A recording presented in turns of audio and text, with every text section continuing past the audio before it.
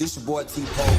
This the New Solution Radio podcast show. And if it ain't AGELREEFE and the family, I'ma keep saying it till I get tired. Overstand, leg up. Yo, we back. We back. Welcome to another show. Know what I'm saying? Hey, thank you. Hey, it's been crazy. Like, it's been crazy, man. It's like, it's been just a crazy week. You know, it's a lot of work been made. We've been doing a lot of things, looking for the music, doing like meetings and a whole bunch of other things. But you know what I'm saying? Welcome to the show. This is another Sunday. This is a special show today. I want to give shouts out to my co-host, Lady Red. She in the back working on the boards. Big salute to her. Give her a round of applause. You know what I'm saying? Most definitely. So we back, you know what I'm saying? And today's show is it's very political, man. It's very information. Like today is like one of these days where you look, learn, and listen. You know what I'm saying? You absorb, you become a sponge. You find out things that you probably didn't know or probably did know, or following the same patterns, the methods, or whatnot, or whatever. But you know what I'm saying? Today we got some influential people on the show. We got a lot of information to cover, especially from last week's show. We didn't get a chance to cover, but today we got 2 hours to cover this. So, you know, without further ado, we finna bring on some of the guys. I see they coming in backstage. I'm excited. I'm very excited. But yeah, we're gonna bring on Ambassador Carl. We're gonna go and bring on KD. KD, you know what I'm saying? Welcome to the show. KD. There you go. Okay, then KD in the building, you know what I'm saying? Big ups to KD up there, you know what I'm saying? And Lama, you know what I'm saying? He doing his thing, you know. KD, he if you check his Facebook page out, he got a lot of things going on, information that you probably didn't know, knew, you know what I'm saying? So how you been, brother? Everything going good with you? Oh yeah, man. Still fighting this frame. You know how it go. We don't sleep. Indeed. We trying to find a solution to the situations, man. And I hope everybody trying to pay attention because the brother that's coming on, hopefully he ready. Got a lot of information too, probably what's going on, things that I probably don't know about. So I'm all ears for this one. You know what I mean? Indeed. Go ahead. Oh, no. Other than that, man, we just here for the call. So I just want to give a shout out to you and Lady Red, man, and the whole Eagle staff for having me here and letting our voices be heard, man. I'm here representing the Big We, and we're global community and unity. So let's go to work. Indeed, the Big We. With that being said, we're gonna bring on Ambassador Strong sitting in the background in the cut. Welcome to the show, Ambassador Strong. Big We Global. Peace and blessings, man. How y'all doing? We blessed, brother. How things going on your end, man? You know what I'm saying? I know you've been busy, you've been working.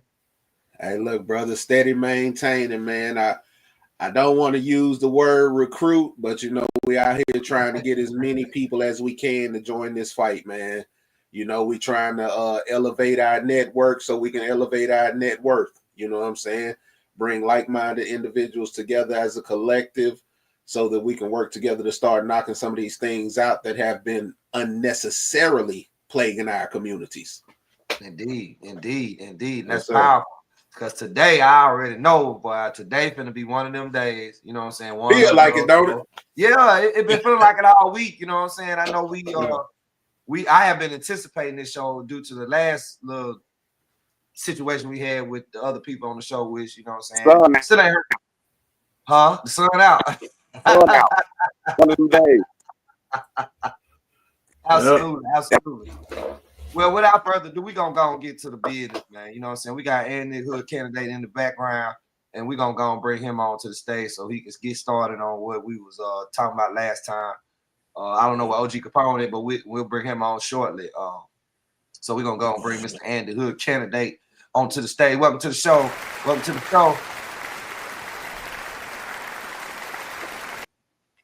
Indeed. So, brother, tell us about the Chicago Red thing you was doing week we was off. You on mute. There we go. There we Yes, go. sir. There you go. Hey, well, greeting family, everybody out there today, man. Happy Sunday. You know, starting the first day of the week, looking good. That's it. But the the answer to the question is, you seen this movement about in Chicago talking about flip Chicago red. It's just all out. Chicago flips red, and so this lady I know, it was a group that was I guess founding it. This sister named Zoe, and they were having a meeting, and I went. I'm sorry, y'all. Y'all can hear me? Yeah, yeah. Okay.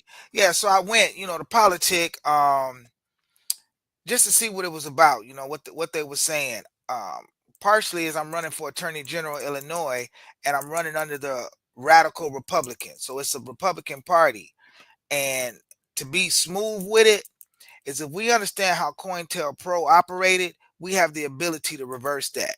And we can go into these political parties and infiltrate them with the truth. Not, I ain't coming in there trying to do what they did. Historically, I'm coming in there speaking on, a limited government, republic government where the people are sovereign. And that's what the original Republican Party stood for. And you cannot start a new political party without being affiliated with one of these two major parties, because you won't win. And that's history. From 1972, the Libertarians started a party. They've been made ballot access in almost all the states, and they have a very good platform, but they haven't won. So the thing over there, I was listening, politicking, and the sheriff, DuPage County, he's running for governor of Illinois. And I bet y'all know one of the old heads out there, Elder Mac. That's what I called him.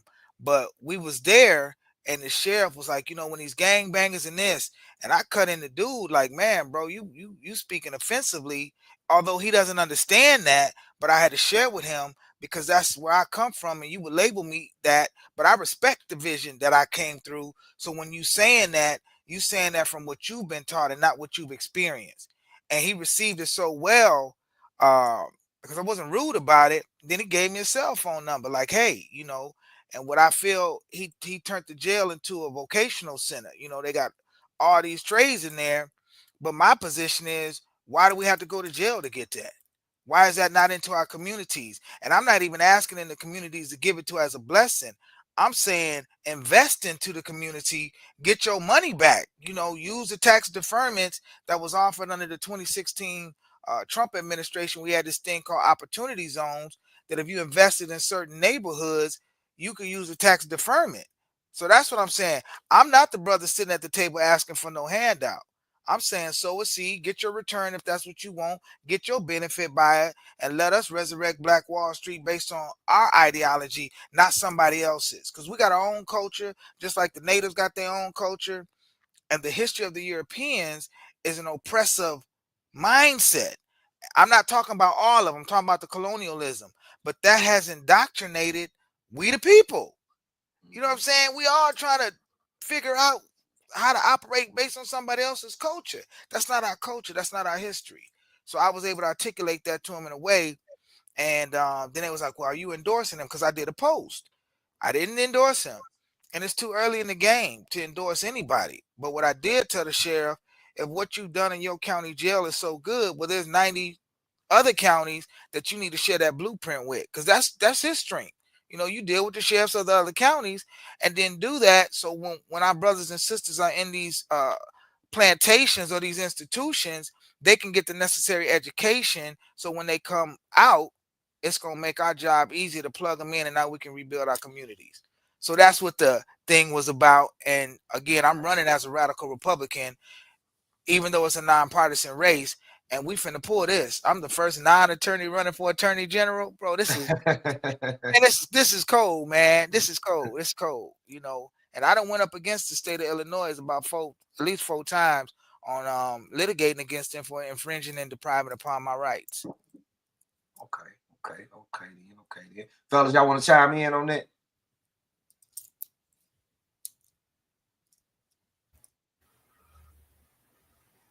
Mic off, KD. There you go. Can you hear me now? Yeah, we can. Okay, well, I'm gonna chime in. Being from Illinois, man, like 30 plus years of my life, plus back and forth. We have to understand with the politics. It's a lot of people in Illinois, so they not only as far as how you want to run, like that's probably one of the most smartest things that you can actually do is be somebody in the back that end up shooting to the front. You know what I mean? But we understand Illinois has a lot of politics going on as far as red line and racial boundaries in certain situations of propaganda that they fuel us with. That's the only way they're gonna make it red is if people actually, let's just say, pick that ball up. You see what I'm saying? You know the politics is according to Cook County. It's gonna be according to Elgin. It's gonna be according to Chicago. Gonna make most of the vote of the situation because the country cats they worried about the farming. Now they didn't get rid of all the immigrants. This is happening state to state. We gotta remember with these immigrants, we understand that the politics don't run by the number. You need to understand that the farmland out there finna go to them because they took all the immigrants and they're not gonna hire us.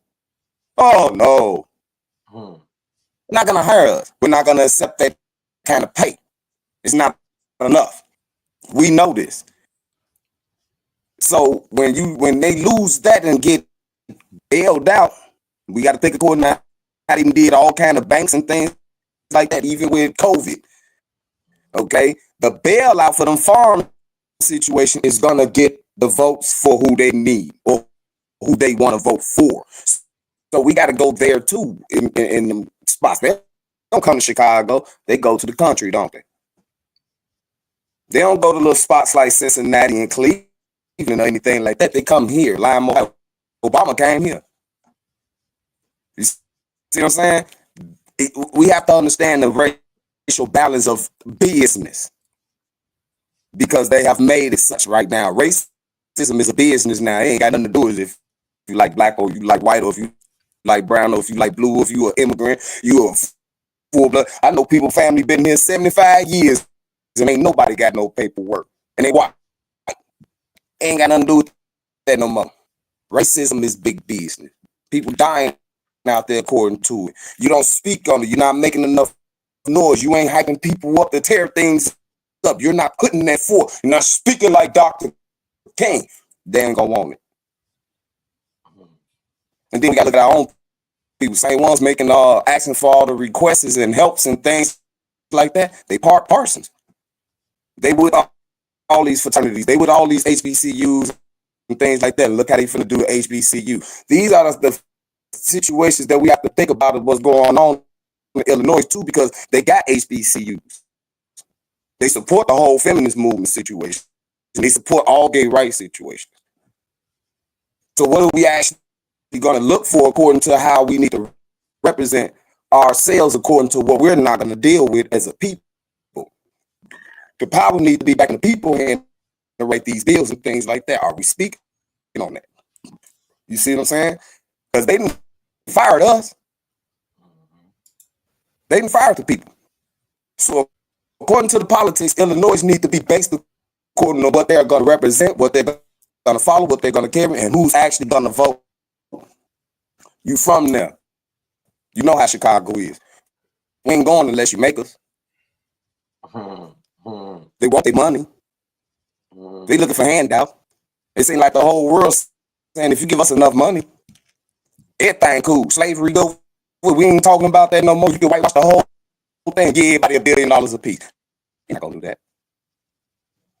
That's all we hearing right now. Where's the money? I see Strong. You struck a nerve because he raised up out that seat. So you know what I'm saying. Like, well, you know what I'm saying. We got to think about our people, about what they're gonna deal with and what they're not gonna deal with. They asking for help, but they slowing us down too. Certain things we won't let go. Certain things we want to pick up. Certain things we want to move away from. Certain things we just want to deal with. So it's a toss up, especially in Illinois. See, let me jump on something on that because it's something you said that struck me, and I know it's the truth, but it's just not in Illinois. Yeah, it's the idea that we have to be made to help ourselves. What is it that has created that mind state within the people? What is Every it? state got their constitution. Oh, no. Like Ohio. You're not going to get Ohio unless you make them.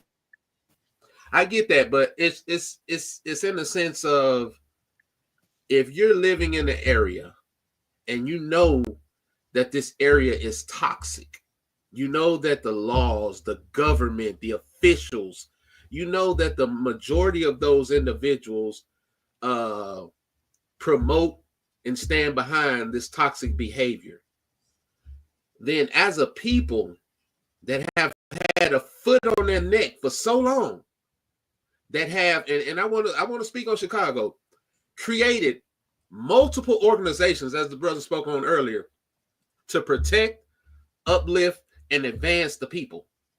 These organizations were formed right there in the heart, in the hub, to do these very things. Now, we've allowed people that are not a part of these organizations to not only dictate, but convince the membership of these organizations that they are gangbangers, that they are thugs, that they are social deviants. This has been allowed to happen. And my question on the table is, how and why? And any one of y'all can, if y'all opinion, it's opinion because we're talking about other people's thought processes, but in y'all opinion, how and why did it get that way?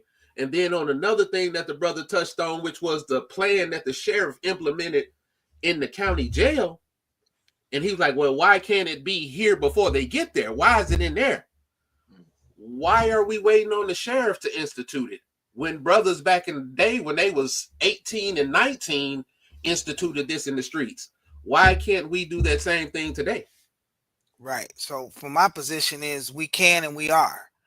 And what's happening is, we not sitting at the table. We always fighting. Like, we got to keep fighting. And I personally said, I'm not here to fight. I'm not coming around trying to battle with nobody. I'm going to stand on it. Like I said, when the sheriff spoke up, maybe 10, 15 years ago, maybe I wouldn't have spoke up. I would have just said, oh, he's saying this, I know that doesn't apply to me. But once, we put away, for better terms, when I put away the childish mindset, feeling like I got to wait till somebody open the door for me. No, I got two hands. I'm going to open the door myself. And a lot of times I feel like we be at these tables and then we don't want to speak up because of fear of what somebody going to think or say about us. I'm not concerned. I'm really not. Because at the end of the day, if I put my best foot forward, no difference than when I ran for president, I put my best foot forward, we still paving the way for what's to come next. And that's what it is. I'm winning because I'm moving what my spirit is telling me to do. And I think, again, when we align with the solution, like, hey, this is Solution Radio Podcast, the solution is saying we have the ability to do this. And if there's an opportunity for us to get, some kind of seed to implement this, then let's do it. But let's, like Brother Carl said, we consider this as a business. This ain't no handout. I'm not looking for no charity. You know what I'm saying? I'm not. And especially coming in with this, again, the radical Republicans, the abolitionist part of the movement. The Republicans as a whole, they looking to make their name great. Like, they want to be the power structure. But that's not my spirit. My spirit is we the people. And we the people have the power. This is what your founding document is saying. We the people have the power. The legislation does not. And that's why, coming into the role as the Attorney General, we get to reverse so much that was put into place. Because I'm the chief legal officer. So we already know what's going to happen. And again, I'm not waiting to get elected. That's the other part. Let's just do a resume, a background check. I'm not coming in saying Kwame Raoul didn't do this. I'm saying, Kwame Raoul, you didn't have the experience to do this. Maybe if you had it, you would have done it. Your race is not my race. Your platform is not my platform. I'm in here because I'm applying for a job. And that's what we need to be able to understand, that I'm here to be an advocate for the people. Right now, I'm an advocate of the people. We here together. When we step into that role, now I'm an advocate for the people. And bro, we about to shut down at least 20 prisons. Hands down. And how it's going to work is because the Republicans going to see the reason why Pritzker couldn't balance the budget, because he double dipping. That's what y'all been doing since 2001, double dipping. You charging the taxpayers money, and then you getting paid from the feds to lock people up. So who's hurting is the families out here. And I'm only talking about where you driving without a license, possession of a firearm, right to occupation, you selling some drugs. That's an occupation. If you can legalize cannabis, they selling it. If the opioid people can sell heroin, which opioid is a class 2 drug, well, so is cocaine. Why can't I get the right to occupation? Now we're dealing with equal treatment. And the reason why they're not ready to have this conversation, because we ain't been at the table to articulate the conversation.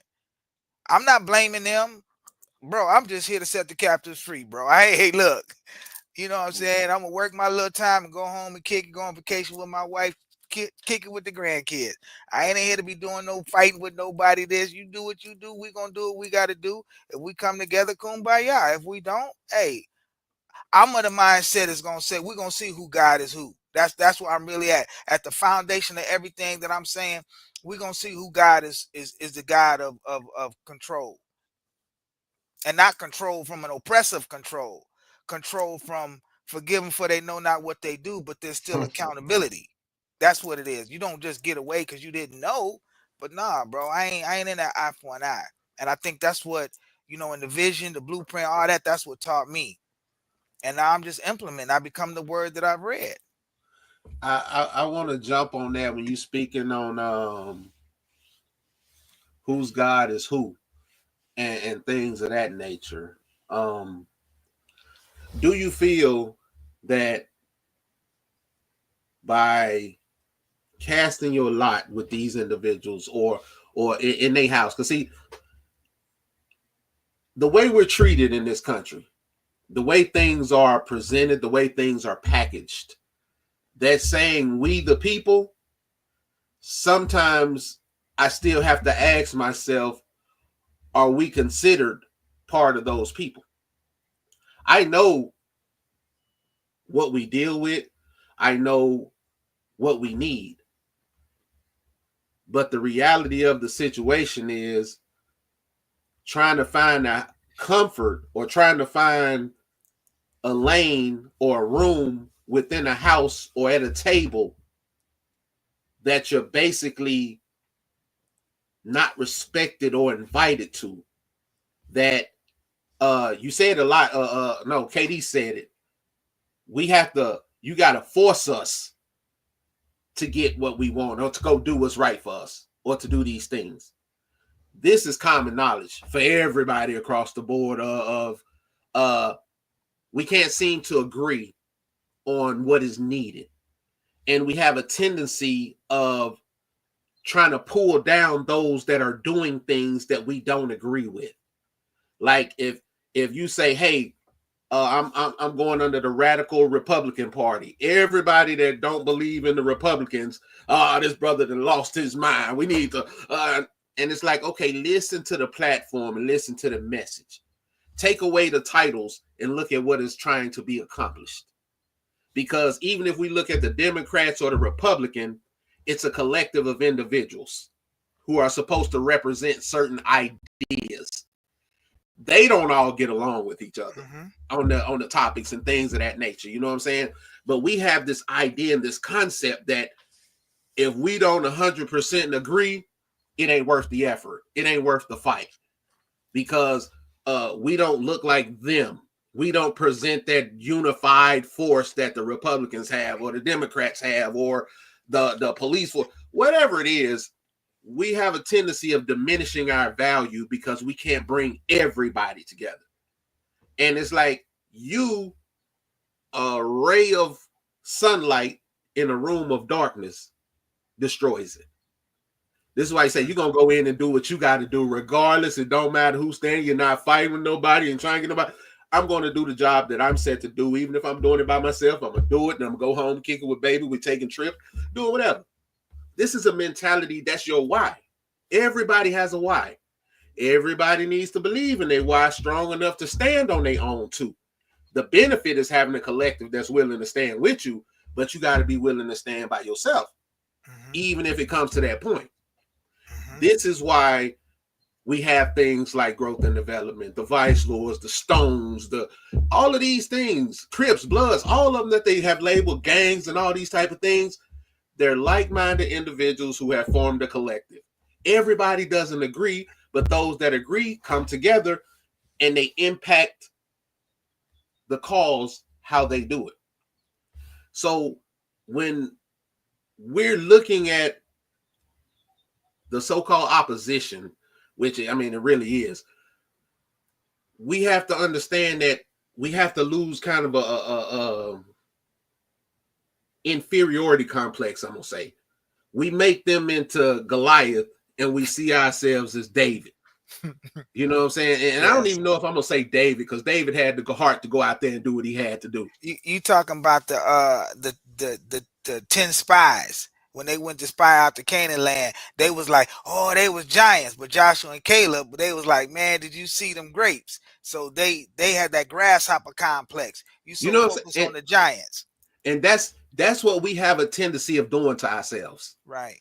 You know what I'm saying? We have a tendency of diminishing our value and the power that we have within. This is already setting the limitations and setting the stage for failure when we get there, because we already don't think it's possible what we're trying to do. And also, by putting them on a plateau, we got to remember these are representatives. They're not all powerful. They are bound by law and policy too. Because see, I want to go back to the corruption of the Constitution. See, you can amend it and do all you want to, but I'm a person that believes that if the foundation is corrupt, nothing built on top of it can be righteous. So all the band-aids and all the things and all the hidden agendas, just like the 13th Amendment, oh, well, slavery is abolished, but if you're a convicted felon, slavery is okay. Right. So the thing is look at the demographic of who's the most convicted felons. So then once again, who's the most slaves? These plantations ain't gone nowhere. They've just been they've had facelifts. The curb appeal is a little more now. You know, but it's still the same thing. It's still here. It's in the fine print. We just got to see it. So I guess what I'm trying to get to is, if you do get in here, if you do get in there, do you think that the Constitution, like, do we need to attack the Constitution in order to truthfully get what we need? Not for me, not in this stage. But once the platform is pushed out, we'll begin to see that part of my platform is honoring Aboriginal and Indigenous treaties. Those that understand that, that's conscious, they'll know what I'm saying. It's all about the land. But not everybody knows that. So I'm not trying to, as you alluded to earlier, casting my pearls before swine. I don't have to do that. I worked on one of the indigenous natives that was locked up 49 years. I was part of the legal team. So I got some real in-depth of understanding. But again, I'm not indigenous. I'm aboriginal to the land. So that's where I'm coming at from. But then again, as you can allude to, Brother Strong, not everybody is conscious on that. So I kind of still got to meet people where they at. But the thing that I have going, on a personal note is I chair one of these conservative Republican groups that's over 34 counties. And I'm the law and research guy. They voted me in. These old, Europeans, I don't know, Swedish, I don't know, whatever their nationality is, but they voted me in. They chose me. And I'm the only copper tone brother at the table. And I don't care. When they said something out of line, they trying to start a new state, I spoke up to it. And now the majority of the room agreed with me. Listen, I got to meet people where they at. And so often what happens is we trying to make people see our ideology. You haven't studied what I've studied. You haven't read what I've read. You haven't, so I can't make you do that. And part of what I always say is me and my wife don't agree on everything. So how I'm agree with some strangers? Show you right. It's not going to work. And I'm not trying to agree with everybody. But what I will say is all we got to do is look at backgrounds. I'm the brother that done sued Trump. I done sued the 31 states for their slavery. I done sued the state of Illinois for the gang database, the gang legislation, the RICO enhancements under gang stuff. There's no question. I sued the IRS and won. I'm challenging the whole taxes. And then here come Trump coming out saying we finna abolish the tax. Well, it's already unconstitutional. The people created the government, but I never lose sight of the colonialism and the colonization. That's the part that no candidates really ever discussed that. So I'm just putting it out there. We're going to honor the treaties. And what do you think happens when we honor them treaties? Now we get the land back. That's the whole thing. Get the land back. Now we self-governing. You know, and those, as Brother Carl said earlier, those saying, well, we want the money. Hey, what you going to do with it when you get it?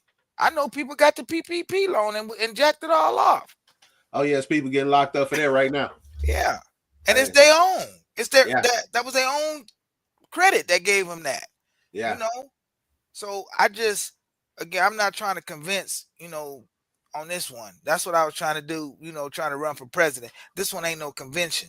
Nah, this is what I was created to do, because this is what I already do every day, all day. I eat and breathe advocating for people, irregardless who you are. You have a freedom of choice, but if that choice that you believe you have can infringe upon my rights, bro, you got a choice to live or die. Because if you come over here, I don't know what mood we're gonna be in today. Hey, listen, those are your rights as a citizen. Yeah, but it goes back to supremacy, I want to say, and inferiority. It just keeps spinning back to that. To me, is the ideology that these people are not part of us. Like, we the people truthfully have the power. Those people that make up the government are our neighbors, are part of the communities and things of that nature. They're not untouchable, nor are they anything special. I mean, I don't care what jacket you put on during the day. When you take it off, you're still a man, just like me. That's even street organizations, the jobs. I don't look at a brain surgeon like, oh my God, he's a brain surgeon, the greatest man. Listen, that's your craft that you put your energy into. Of course, you know more about it than I do. You spend all those years studying it. That's that. But you might not know how to fix a transmission. So I got you on that. Which one of us is better? Neither one. We're all men, eye to eye, toe to toe, meet on the level, part on the square. We have to remember, like I said, the power is within the people. We have to understand, like, a re-education, first and foremost. There is no hope in our communities anymore. You can almost see the hope fading out of kids' eyes in these school systems. You have 12 years of being trained to be a slave through the education system. You're not taught how to advance and how to excel. You're taught how to comply. You're taught how to conform. You're taught how to fit in. This is how you become a worker bee, to where we won't bother you. Keep your head down, work hard, and hopefully you can retire by the time you're 70 and die by the time you can afford a vacation somewhere. This is the common things in our communities. And it doesn't have to be that way. We're being led like asses after a carrot. They dangle certain things in our face and make us believe that that's all we got, while they ride on our backs to where they're trying to get to. Right. And I'm not talking about Caucasians or whatever it is. I don't believe in all of that BS, because I do understand, if I look during the civil rights movement and all of that, it was people that stood because they knew that shit wasn't right. So they stood with us and they died with us. Thank you. I don't get into all of that type of politics right there. And I come from one of those immigrant families that got discriminated against by people that look just like me, because my family talked funny. You know what I'm saying? So I don't get caught up in all of that type of crap, because it's a distraction to what's really going on. This is a human issue. This is a spiritual issue. Right. We are spiritually dead. We have no hope. We have placed people as our ceiling. And I want to have what they have. I want to live in a house like they live in. These white people are doing this to us. They are, who are they? Speaking right there, we gonna cut y'all right there. We got another guest here. I'm pretty sure y'all be glad, very glad to have him come on the show. So we're gonna go and bring him on. Without further ado, come on, bring him on in. Mr. Barksdale. We got Mr. David Barksdale on the line with us tonight. So we're gonna let y'all chop it up. Yeah, we're gonna get y'all chopped up real nice. This is Yeah, Little more soft. Blessed be the day. Blessed be the day. a little more firepower for that cannon. You hear what I'm saying? I'm gonna turn it over to y'all guys. Y'all keep doing your thing, man. It's beautiful. Everything's coming out lovely. You know what I'm saying? For sure. Yes, sir. So only thing I was saying, right? And when I say, and it's according to every state, man, and if we understand the politics about states and their own separate constitutions and things like that, we know one thing for sure: these people will sit there and see something that's gonna actually benefit the people, and certain states will veto it. They will fight it to tooth and nail for not to add it to it, because you know every state, even though it's a part of the Constitution, they have their own guidelines, their own situation, of course, their own Constitution that gives them the right to say, well, no, we can challenge this, right? That's what I mean about you have to make certain states, you have to make them actually follow the rules and laws and things that these people have put down. Not so much as the people. The people have lost the power of the government. This is what we keep trying to bang back, that the people have the power in the government. But if the state or the legislators up here at the top is doing all the writing, it making us do certain things that's probably not even right for the people. I'm not saying you, according to your race and things like that. I'm saying we know our enemy, right? We have to know how they play their game.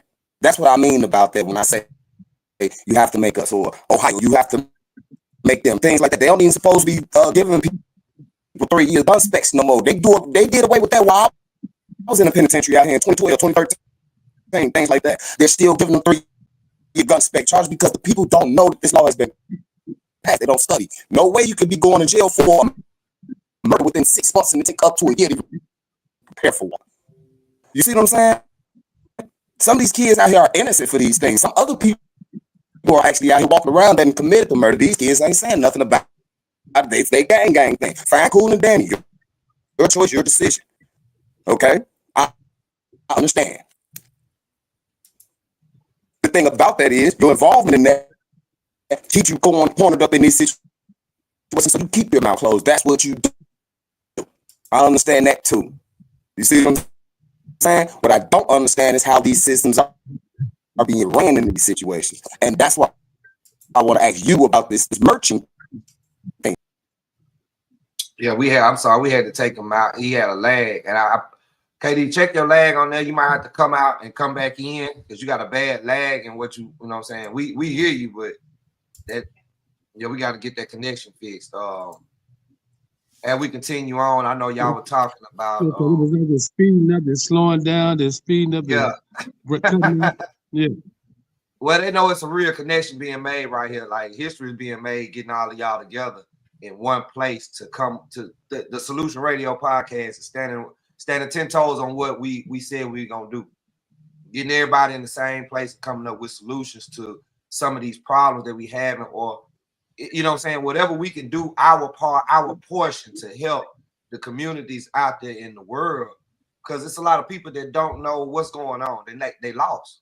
You know what I'm saying? They don't know left from right. They don't know right from left. So, you know what I'm saying? I'm pleased to have all y'all on here.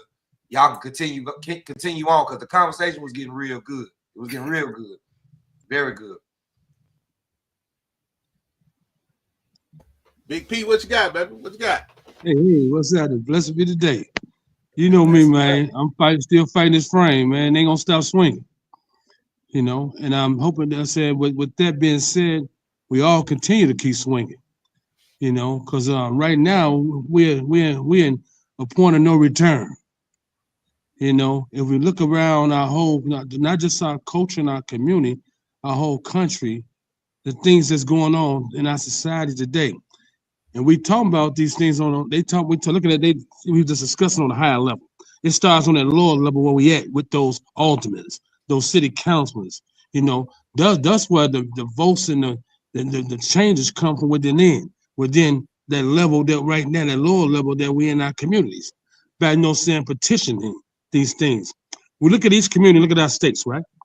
It takes only really 25 votes from each one community, man, to change the scenario of our situation with that alderman that ain't doing his job, or that the city councilman ain't doing his job, and creating our own city council, creating our own alderman to bring change within our communities that we need.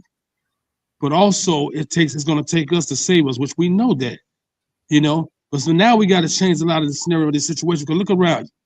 I'm gonna say it like this here, man. When I'm talking about, it's reparation time. It's been reparation time. Because we disintegrating every day and don't even see it. People, our culture is constantly disintegrating. There's so much killing among us. There's so much death among us. There's so many things of destruction among us. We are so discombobulated among us that we need to, find self. And then when we find self, we need to find each other. We need to change these things, man, that's going on around us every day. Look around, your mama's dying, babies, mama's crying and babies dying, I meant to say. Too many mamas crying and babies dying. What are we doing about that? What are we doing about all these, with poverty? What are we doing about with these things in our community, all these abandoned houses, these abandoned vacant lots that we should be owning, that we can go on if the community come together?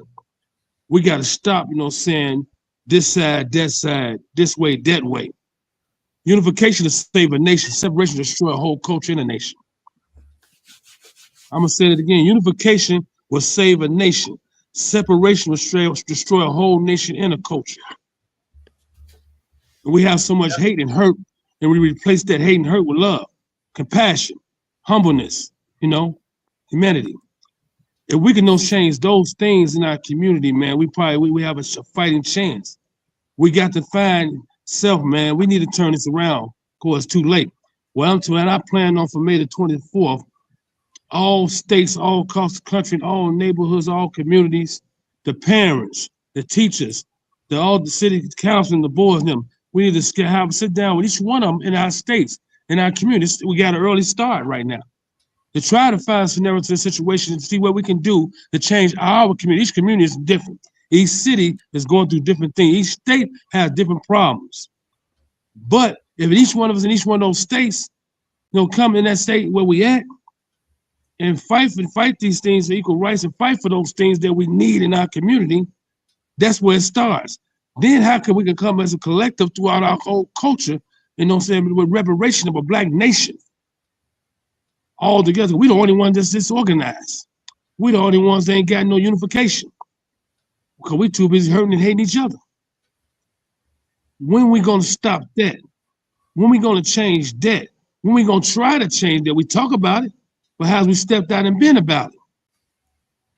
It's gonna take the whole communities in every state to do that, man, for this whole thing to turn around. We just can't just depend on one nation, one person, one that. It's gonna take all of us. It's gonna be a sacrifice. Don't get me wrong. It's revelation time. It's gonna be a sacrifice because we got to stand forward, stand up and stand out, or we're gonna disintegrate. Oh, definitely that, brother. It's happening right in our face every day. We pay attention to what's going on. We're gonna disintegrate if we don't stop now and find a solution to our problem, and the problem is us. Bingo. The problem is us hurting us. A problem is us hating us, jealous of us. We are jealous and hateful towards each other so much. Look around you, man. This ain't the way it's designed to be. Look at those that came before us. They fought for equal rights. They fought for no problem. They fought for the things in our community. They fought for just to be able to sit on that bus stop, just to drink out that water fountain. But they wasn't for that. What we doing? Because we got it so freely. Because we've been pampered by the government, we've been pampered by these things that we forgot what our mission was. We forgot what we should have been doing and carry on where they left off at. We have more opportunity and better chance than they did. They did it as kids. We grown as men. And we could save our kids when they was kids trying to save grown people at the time. Feel for the pacifier. We got things that pacified us. You had no pacifier with this money, man. They want to hand you some government grants, hand you this little money until you go on about your business, have a nice day. You're going to be happy with that. I'll take some more, master. I'll take a little bit more, master. I'm going to betray my brother, master.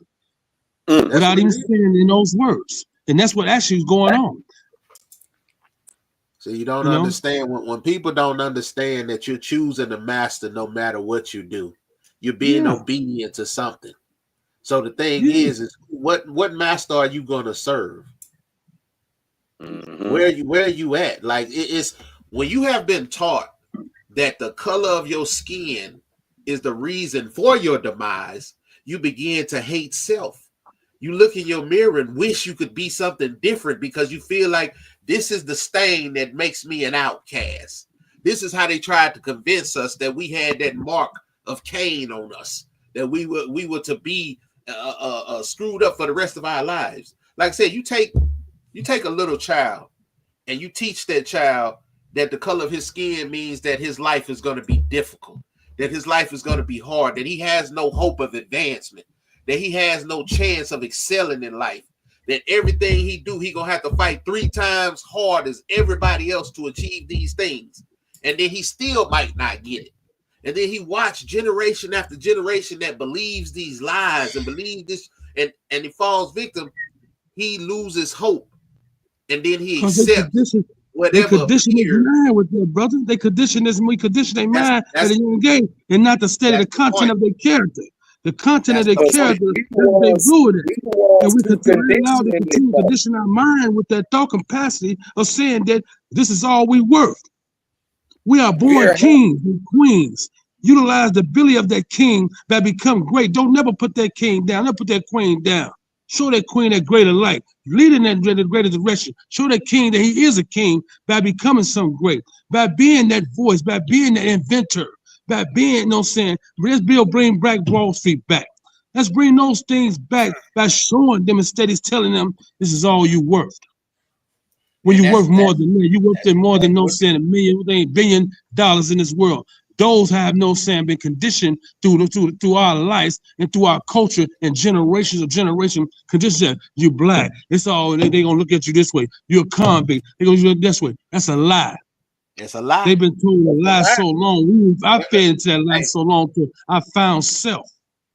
And that's the thing about it is, brother, is that they're gonna tell you these things that you can't have all of those things. But when you say it's a lie, it's individuals out here, yourself, myself, KD. I don't know if the brother Hood Candidate ever been to the penitentiary. Oh, it is Hood Candidate. Hey, blessed be the day, man. What's up, man? Elder? What's up, man? I need to take office, man. Take over Chunk spot. Get Chunk about here. It's no time to shine. It's time for the black man to shine. You know what I'm saying? To stand forward. What we got to get in the community for you, brother. I apologize, brother Strong, but I had to say that. I've been wanting to talk to that man for a long time about that. Let's go to work, man. We got to start. We got the campaign. We got to go to work. It's time to change. Time for change. Reparation is now. Revolution is now. It started now. What we waiting on? Right. Come on now, brother. We not waiting. That's it. That's the point. We not waiting no more. We already moving, man. We got to keep moving harder, though. I don't see all these states on board. I don't see this country on board. I don't see our culture on board. Let's go, man. We got to talk to everybody all over. Niggas ain't said niggas got to get out of the world, not just regular street niggas.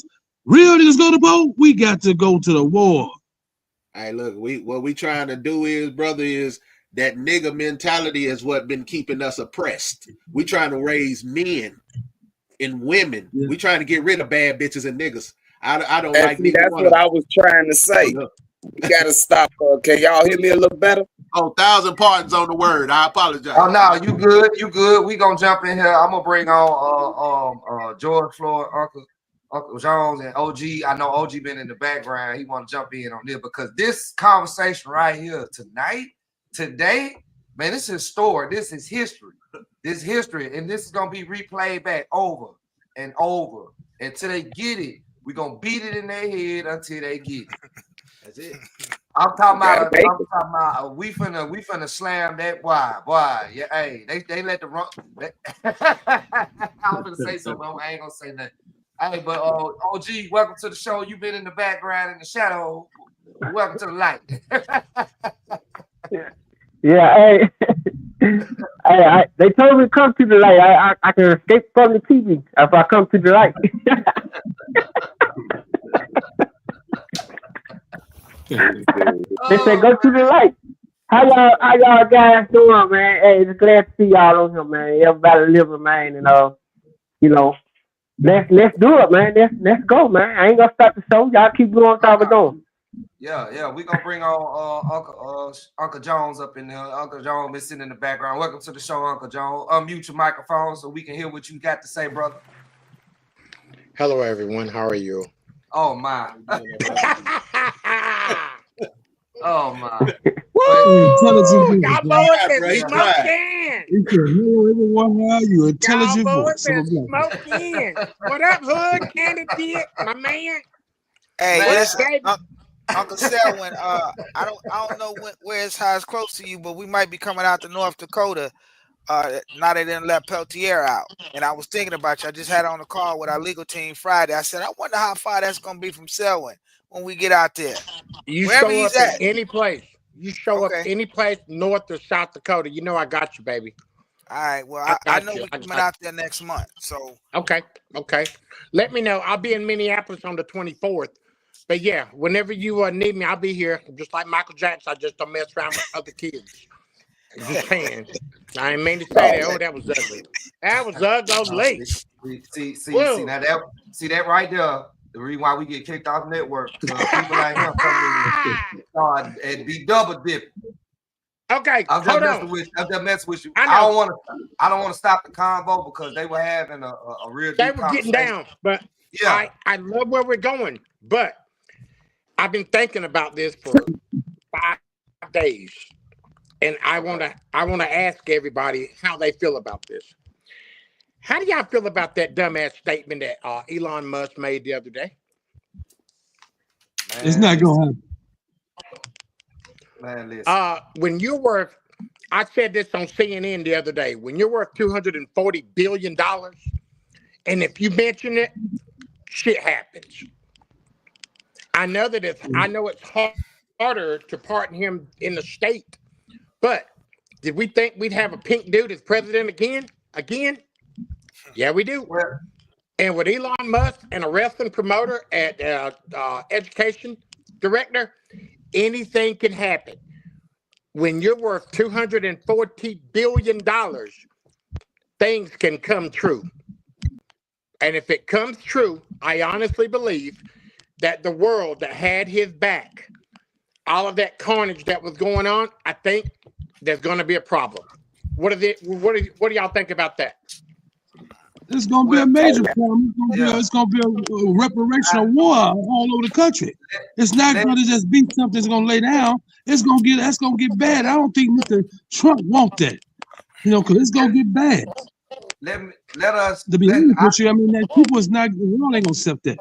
Trump's scared. Trump even said he don't want that. He said the first time he crossed his desk. He's scared. He don't want no part of that because he know what it's going to lead to. Right.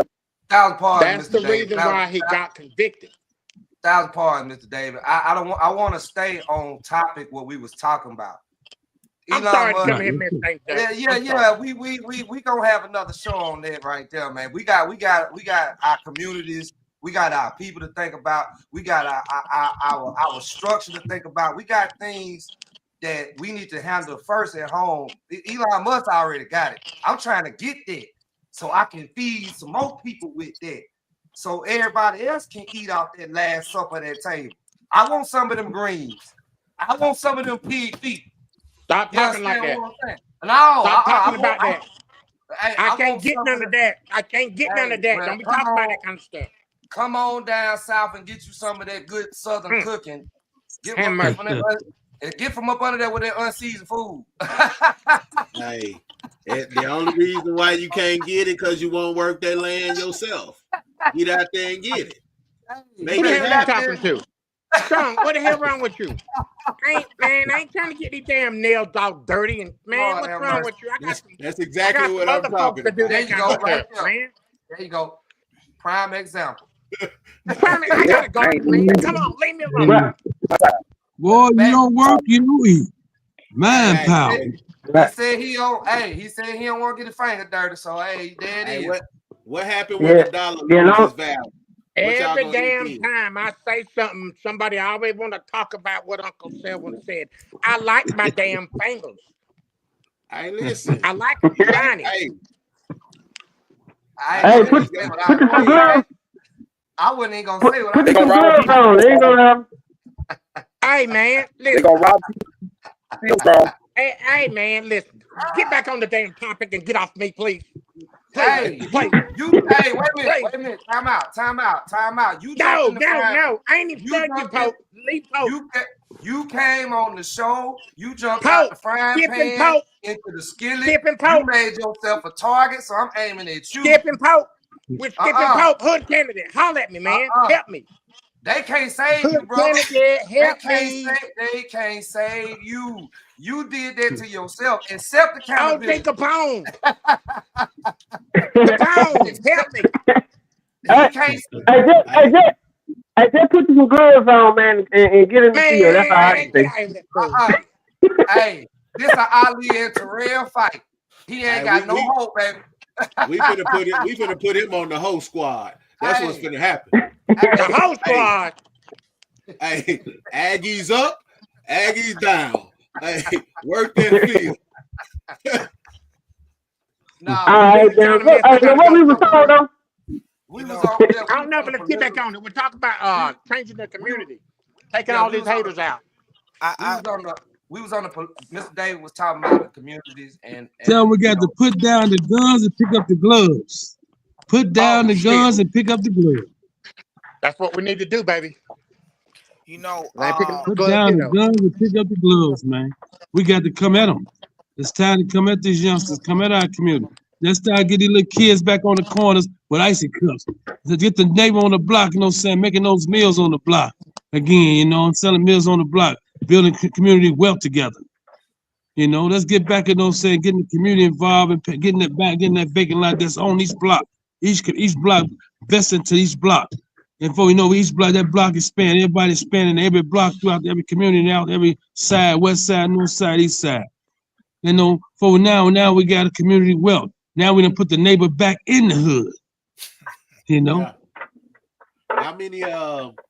How many people do we know, just honestly, that why when we make money and we get things, do we leave the communities we live in to move into other communities that are considered upscale versus putting the money back into our community and developing the houses we live in and upkeeping the communities?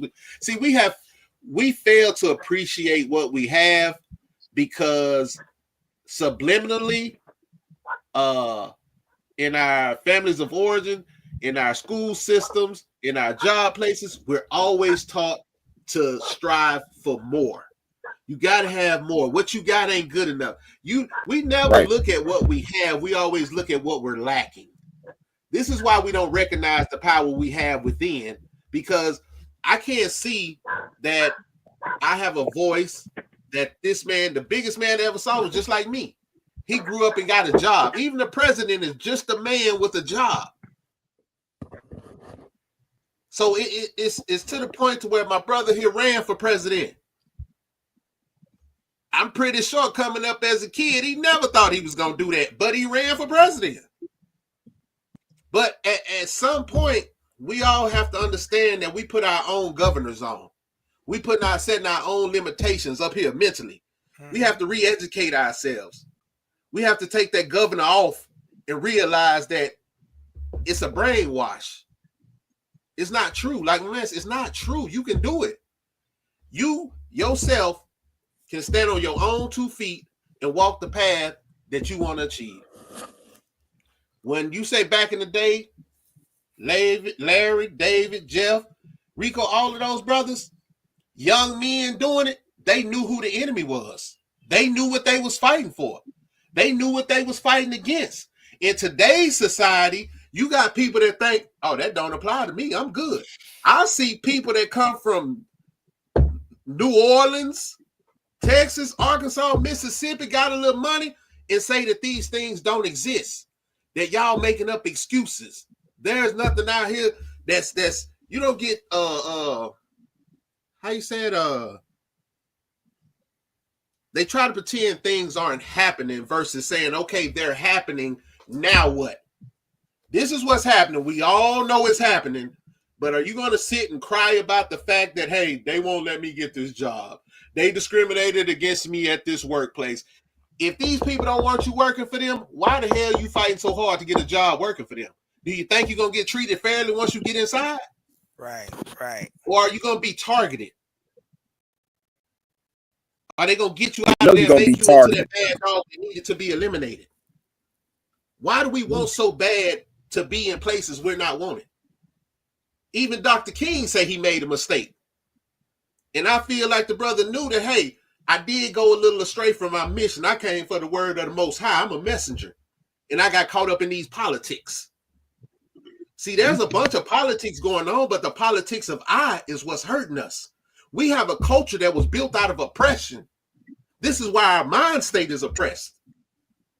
Because we're thinking black. That's the problem. You thinking black. I got to overcome my color before I can overcome anything else. We stereotyping ourselves. And that's why people pick the white baby down. This is what I'm trying to say is you got brothers that walk down the street and see another group of brothers back in the day. It used to be, what's up? You power, clench fists, all this type of stuff. Now I'm scared and crossing to the other side of the street because I don't know what these Negroes about to do. Mm-hmm. Where did that mentality come from? How are we afraid of our kids in today's society? I see people that a lot of talk bro. to their kids. Because none of that come. I'm gonna tell you something happened. Was real. Be honest with you. We had our elders, right, that came before a lot of us. They got addicted to different things, and those kids, a lot went to prison. Those kids lost hope because they don't see no real leadership no more. So they lost hope. Didn't know which way to go because the same person they looked up to stay on that corner with their wine bottles and fell off, and they went nowhere. Instead of telling them to do something different. So now they don't feel like they can't tell them nothing no more. We're going to make our own way because they lost hope because we have no true leaders out here to give them hope, to somebody with showing them a way and helping them find their passion by bringing that hope back. Let's bring hope alive. Let's keep hope alive. Let's just bring these things back because it's going to take us to get back in these communities that's actually doing something to give them hope again, to show them that we still standing. We still here. Don't give up.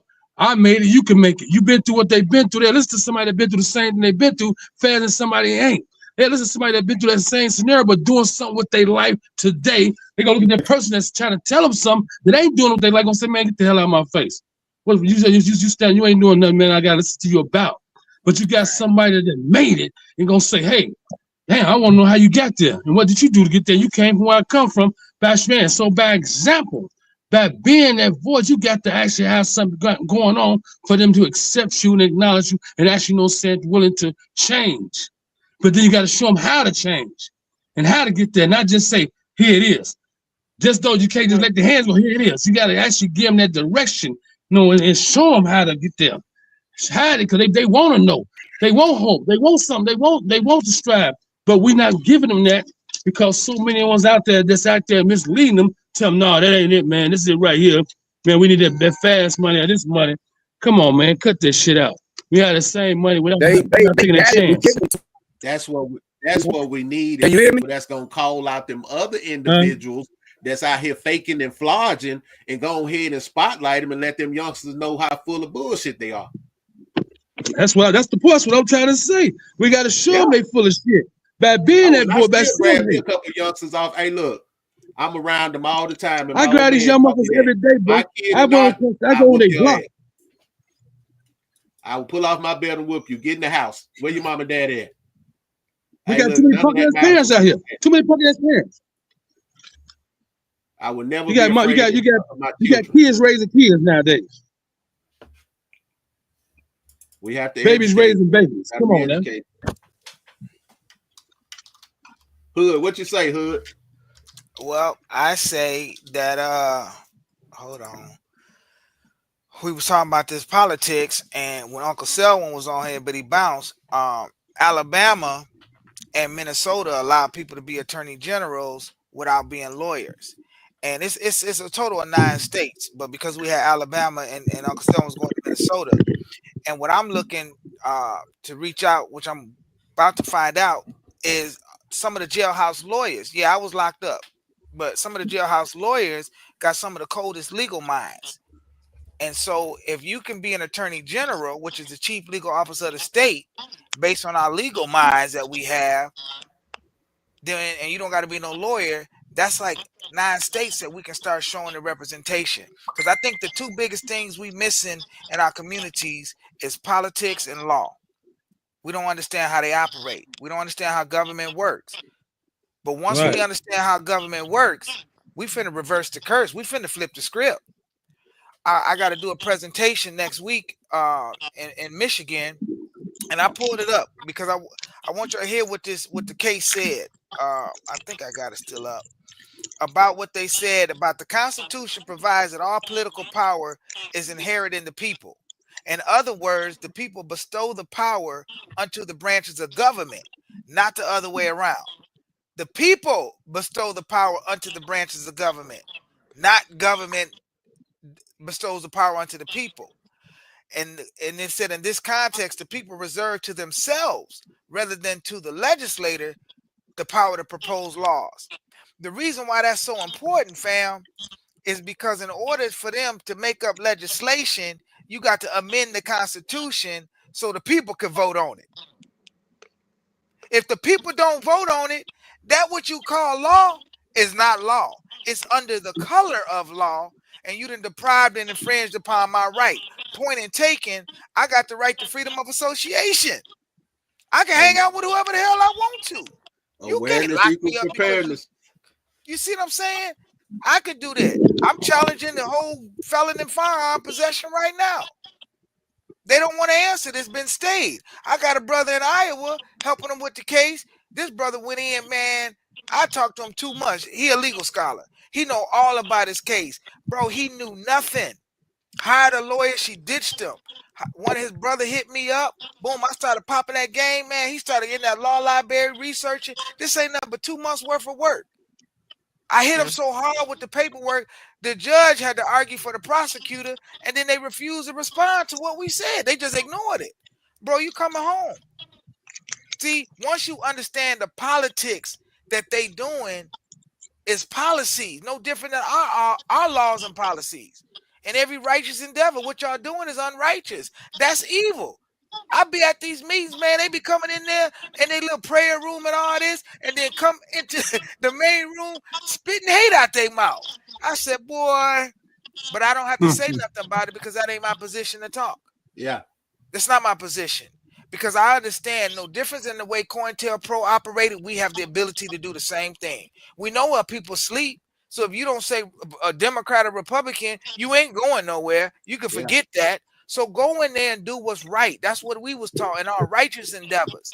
We only operate in a righteous endeavor, man. Period. And I love when you was talking about the reason why the radical Republican movement gonna be so strong for me is because they were the original abolitionists and they were the one that abolished slavery. Okay. And for some apparent reason, people don't believe slavery exists. So this is what I tell the Europeans.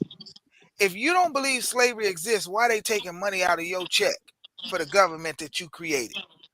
How did the created have power over the creator? Say it again. The created never has power over the creator. That's why we all been duped, bamboozled, hoodwinked. And that's why I'm the hood candidate. I'm just bringing it to the people. That's all I'm saying. That's it. That's it, I just brother. want y'all to understand that we have the power. When you electing somebody, you asking them to do something they wasn't created to do. That's why this stuff is all messed up.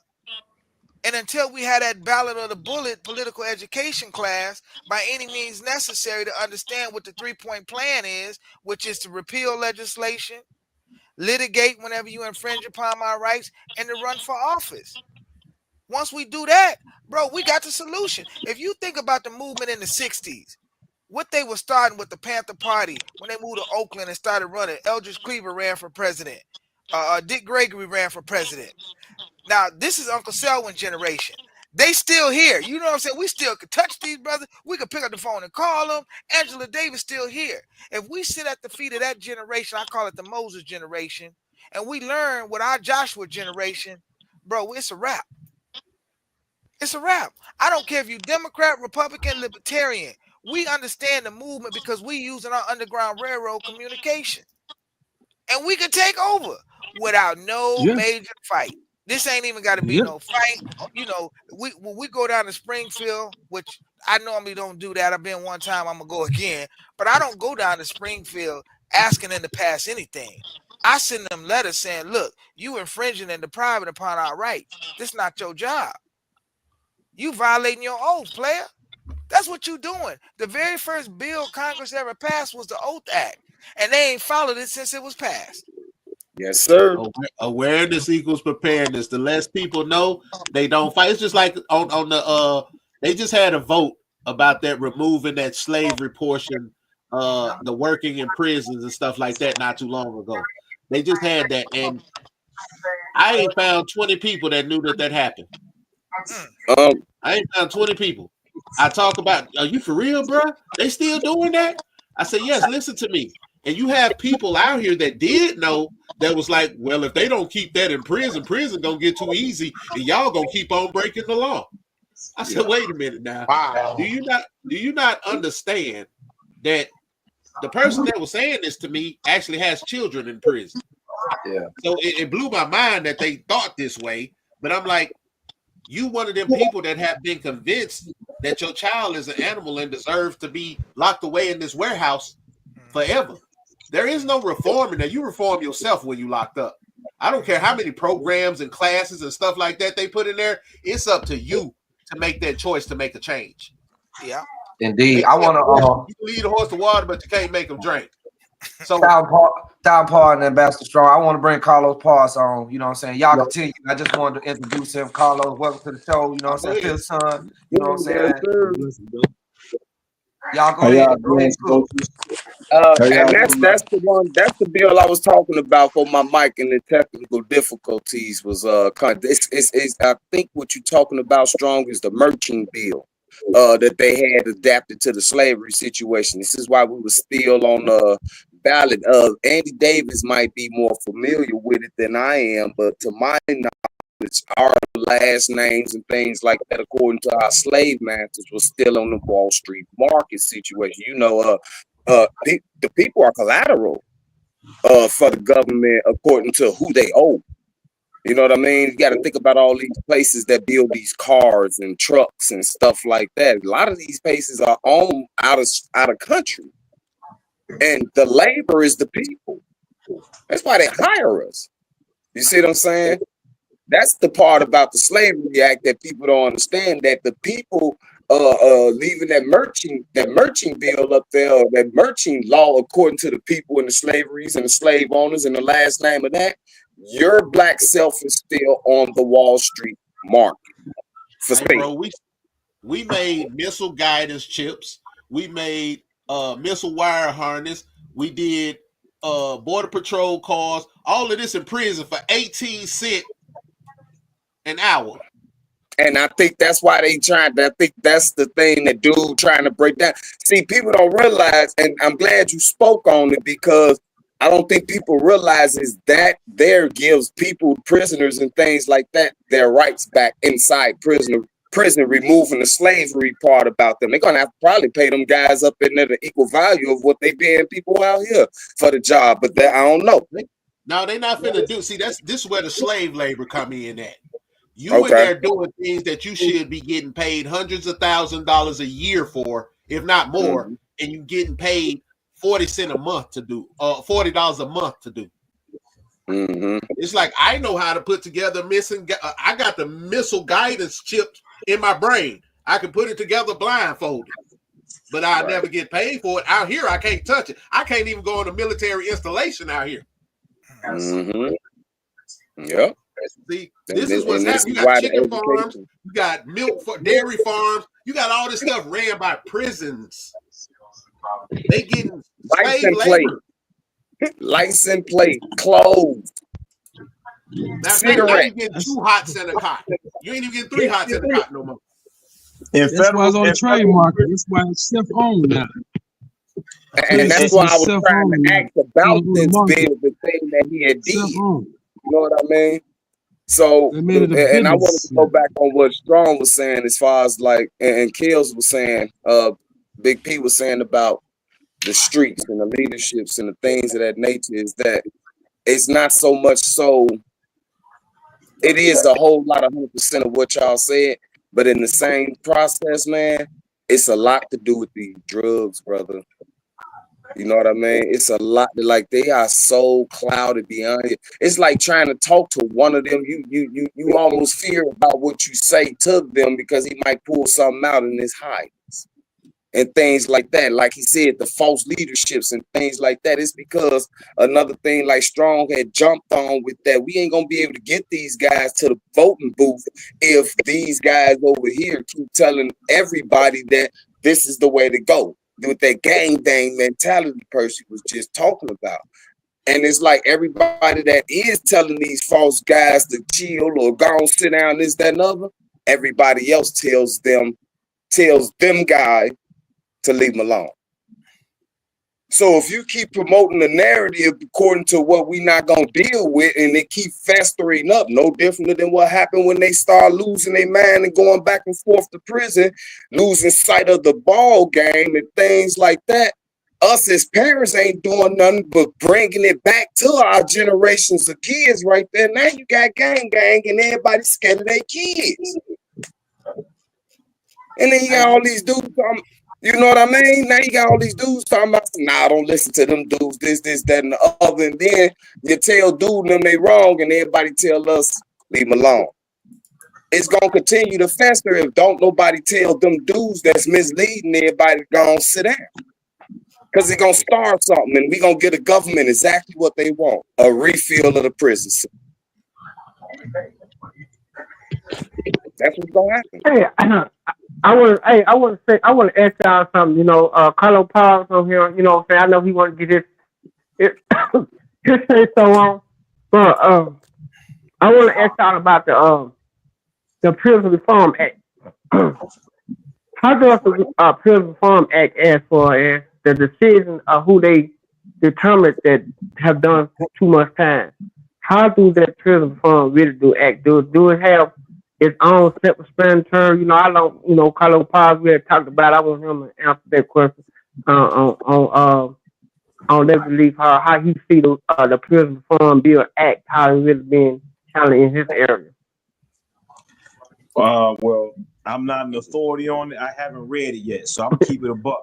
If any of the brothers on here have read the actual act, I've heard it, but it's not the same as seeing it with my own two.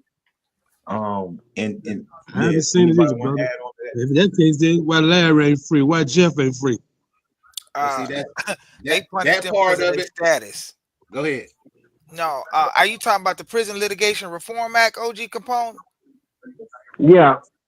This is the PLRA, and that came through the Clinton administration, and basically it was saying that if a prisoner is locked up, talking about his rights as being infringed, it's limited of what he can argue. You know, because what they was basically saying is all the pro se litigants in jail was just flooding the courts with lawsuits. So then they put a restriction on it and said if you file, I think it's maybe 3 lawsuits, and they found to be frivolous, you can't file a lawsuit unless you pay the filing fee. It allows you to pre-screen it. Certain things you can't challenge because they came up with another act. Something is some kind of act. But just so we clear, your act is not law. It's not law. RICO is unconstitutional. The reason why RICO is unconstitutional, because when they tried to push it out, it took them 35 years to pass it. You know why it took 35 years to pass it? Because you finally got it to the right generation. That's why. Because in the beginning, they was like, we ain't honoring it. But it was originally started because it was focused on the Sicilians and the Italians. If you focus on a certain group of people to pass a law, in simple terms, that's discrimination. Actually. And the legal firm is called a bill of attainder. Yes, This is why I'm saying all this crap is unconstitutional. And this is why I'm saying for us to become the AG, at least this is what the creator called me to do in Illinois. Bro, we finna shake bro, it's finna be, Illinois was the first state to abolish slavery. We going back to a free state, guaranteed. That's number one. And number two, in Colorado, after they passed that, removing that slave language out the Constitution, The brothers in the penitentiary filed a class action lawsuit saying you forcing us to do labor, and they certified the class. They certified it. The brothers done survived the motion to dismiss. And so these cases finna start going on all across the states. You know why I know these cases finna go across all the states? You know why I know? Because I got the suit right here. I got it right here in front of me. Got the joker. Listen, you ain't finna give me the blueprint, think I'm finna sit on it, man. Nah, bro. That's Every right. state right now we can My sue man. for the firearm ban. So the felon and fire, OG Capone, I gave him the blueprint. T-Pope, when he asked me, I gave him the blueprint. Ambassador, I can give it to you for Florida. If the state constitution say the people had a right to bear arms, I don't give a damn what y'all jokers concoct up, conspire back in the back room. 50 of y'all voted yes and 40 of y'all voted no, and now you done passed that bill. Take that bill to the ComEd or something, because it don't apply to we the people. You don't get to infringe upon my right. And the case that I got that's the hot one, the police come to my man's crib at 11 o'clock at night. He don't know what's going on. And then you lock a man up for defending his house?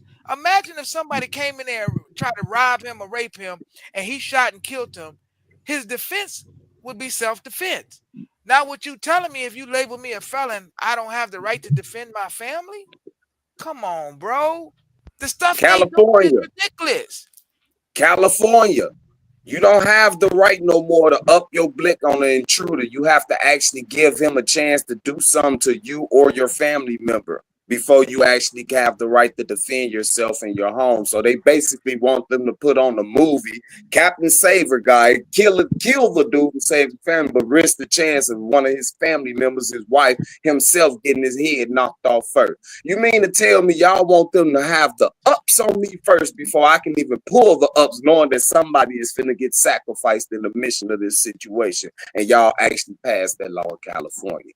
You think that ain't finna go across the board? They're gonna try. Passed the rule. They passed the rule. They didn't pass a law.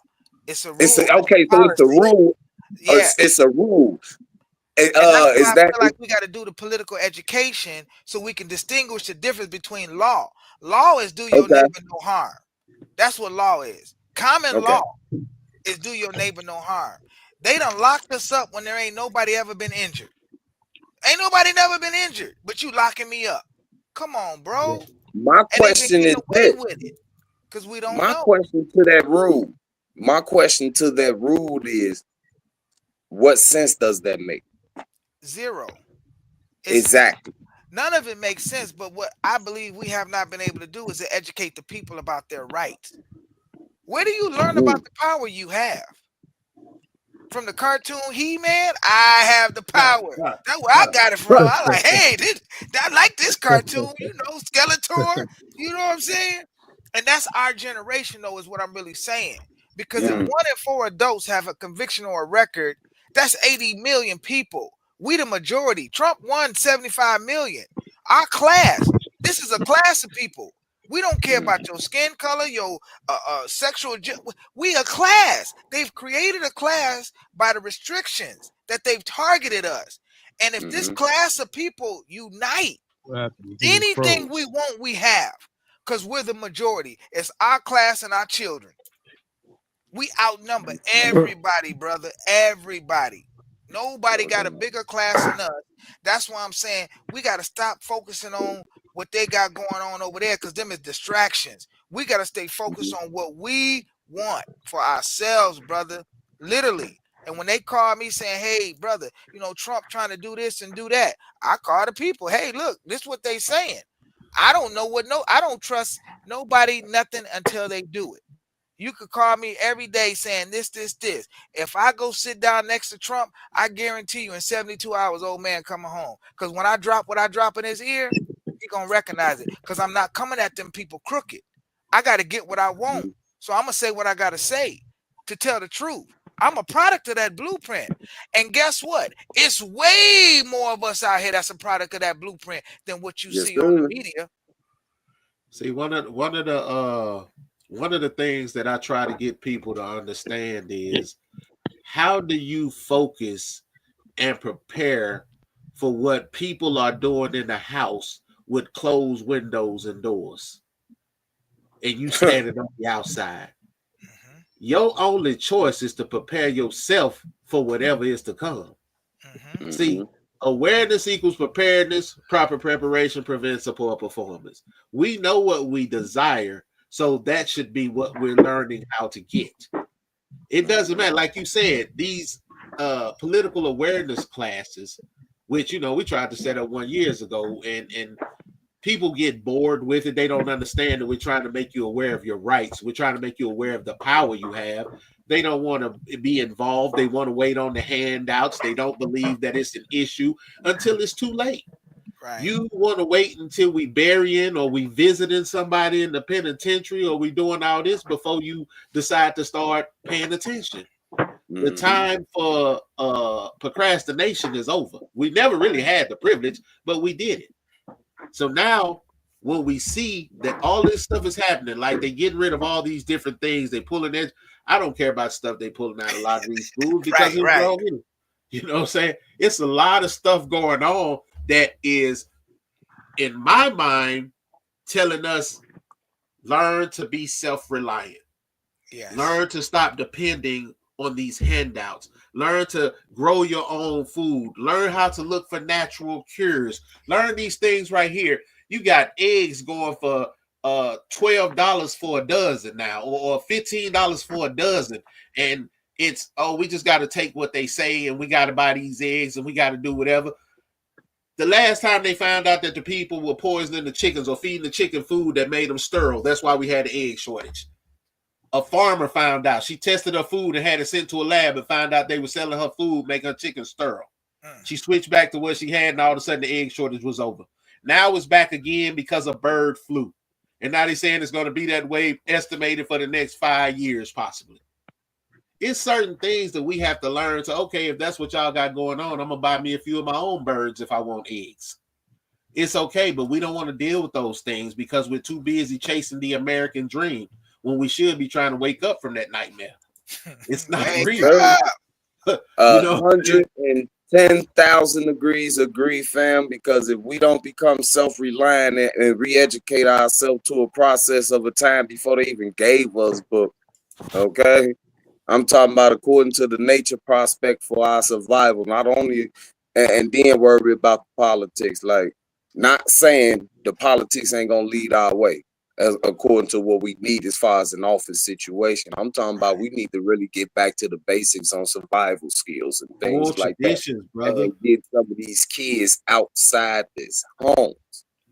Bring them back out. Tradition.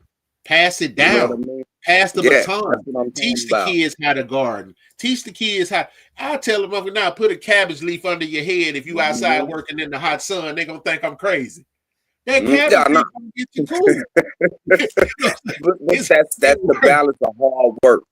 That is the balance. These kids don't have a hard working bone in their body anymore because we keep going out here chasing the American dream. Okay, so we got them all kind of games. We got them all kind of systems to occupy their time, so we can occupy our time steady going out here trying to pay a $2,000 bill on a 2-bedroom house. Hey, you too smart to keep, you too smart to keep going back to prison. So guess what we do? Start locking your babies up. Yeah, there we go again. And that's what I mean about how our parents are sitting here watching these kids run out of here with guns and things in their hand. You know that boy got a blick on him.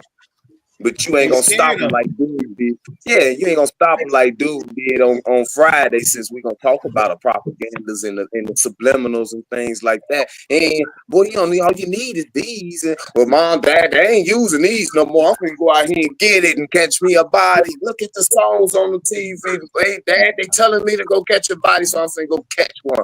Pop's like, okay. I don't want to use this example, but I got to. We need to look at OG Bobby Johnson when he went and hollered at Ray Ray about his boy. Man, I'm not playing with you about my son. We got to do whatever we got to do. I started this with you, but at the end of the day, this is my boy, and I'm not finna allow him. I pull my son, his little homies over, and they in the driveway. Hey, look, what y'all got playing for y'all future, man? What y'all finna do? Y'all at this age, this is what's going on. I'm not finna feed you the hype. Let's talk. I'm here. Yeah. Hold on. I don't want to keep going. Mr. Parks back on. I know brother been coming in and out. Man, listen, I gotta apologize, man, because my wife at work and I got my kids. I have to get the kids fed, get them in the bed, ready for school the next day. My son 4, my daughter 7. So they down for the countdown. And I hopefully I can add to the dialogue. But brother, you just said something, man. I don't know if you're ready for that type of conversation, Mr. Stokes. Holding our community accountable. We constantly ready to put on these t-shirts, these rest in peace t-shirts, and these free Johnny and free. Every time you turn around, it's a free this person, a free that person. Well, listen, he shouldn't have killed 12 people. Like, ain't nobody tell him to pick up that gun with that switch on it. He knew he couldn't aim when he shot it. He shouldn't have accidentally shot that little girl who was sleeping in her bed, right? So everybody shouldn't be free. I'm gonna tell you right now, I'm not an advocate of that, right? I'm an advocate of freeing people who shouldn't be incarcerated, right? So people who need a second chance. Some people need a second chance, but if a dude just went out there and was, treacherous, I was treacherous. I'm gonna keep it a buck. I was treacherous. So I've been shot and stabbed, and if I'd been taken off this planet, I probably would have deserved it, right? So a lot of our community, we don't hold people accountable. Like little dude from around my way got killed. He was robbing everything that moved, barefaced. You know what I'm saying? So when he got what was, what we call street justice, right? It was, man, we need this. We was having marches, stop the violence and all this. No, you should have stopped that nigga from running up people's houses. That's what you should have did. Yeah. That's how it works, right? We check ourselves. If we monitor our own communities, if we hold people accountable, because it takes a real man to go and hold a person accountable, right? If we hold these individuals accountable in the community, we can't say anything when their lives are taken. That's how I feel, Mr. Parks, you said something that's real, and I'm gonna tell you, I am an advocate of disciplining, holding the community accountable for their action. I'm talking about so much so that I have to get on the phone with certain people sometime and be like, what the problem is? You feel what I mean? Like, how can we get this anger for me watching what's being going on and being misled? So I actually walks out here back and forth and things like that. Like, Shawty don't even say gang around me. Boy, what your name is? Oh, my name DeAndre. Okay, well, that's your name, man. I don't need to hear you saying that gang stuff because you want to see a couple bullet holes or stab wound and things like that I earned of a badge of stupidity. Yeah. Y'all really want to talk about this? Where your daddy at? You should be hitting him in his mouth for letting you come outside saying stuff like that. But he probably a gang member too. I give it to him 1,000 and buck. I cuss people out, call them all about their name about really needing to get hit in y'all face. Before we start whooping these kids or disciplining these kids or saying something about these kids' gang mentality and stuff like that, we need to start with the parents. Everybody calling themselves so-calls and things of that nature. Come here, you violated the code of the situation, man, and you got your kid out here doing this, that, and other. Go on, take this and go on, get your kid together before we have to out here in these streets of justice and sometime at the police. But see, don't nobody want to do that because they the popular ones now. They the ones that dropped the ball in the first place, and they the popular ones now. So popularity is the cure for everybody right now instead of realizing that I'm one of them dudes that don't care about his popularity and really want to bust his head. See, that's not allowed no more because your own people, your guys, your friends, and this, that, and other, bust your head first. So let me ask you this, Mr. Stokes, because you hold up, Mr. Strong. I felt like you was about to jump in. Okay, go ahead. I'll fall in. Now, I was gonna say because he hit on something. I got a partner who he Damu, he a blood, right? And when I was doing my time, he was always sending me pictures, and I noticed every picture he sent me, he was sending me his family photos. He got married, had kids and everything. His wife and his kids, and every picture got on red, right? They flamed up. So I noticed how he introduced his child, his infant, to the blood lifestyle at an early age. So his son is an adult blood now because of the influence of his father, right? And I saw a post on Facebook, and I was never in a gang. I was getting money. I was a drug dealer, right? So, and somebody posted, if you were a drug dealer and your child is a drug dealer, you failed as a parent.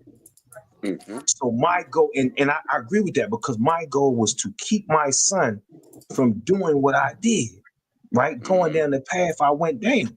But if you are actively pushing that lifestyle on your child, you're ultimately responsible when that lifestyle takes your child's life, right? Because we all know that there's an increased chance of death when you are a drug dealer, a gang member, right? If you're in anything dealing with the streets, you just increase your chances of dying. That's a statistical fact, right? It's certain behavior that increases your chances of ending up in the dirt or ending up in prison. So if you introduce your child to behavior that could possibly lead to him leaving this earth sooner down the line, you're responsible. That's how I see it. You're the cause of it. Mr. Strong. Your team is responsible. Yeah. Oh no, that I definitely agree with. See, one thing we have to look at is a person on the outside looking at like your homie that was him and his whole family were flamed up and stuff like that. In his eyes, there's nothing wrong with that culture. In his eyes, it was something to pass. You know what I'm saying?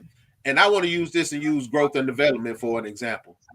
I use 80% of the teachings when I'm talking to people, my children, whatever else the case may be, because those things go in line with my faith base and everything else.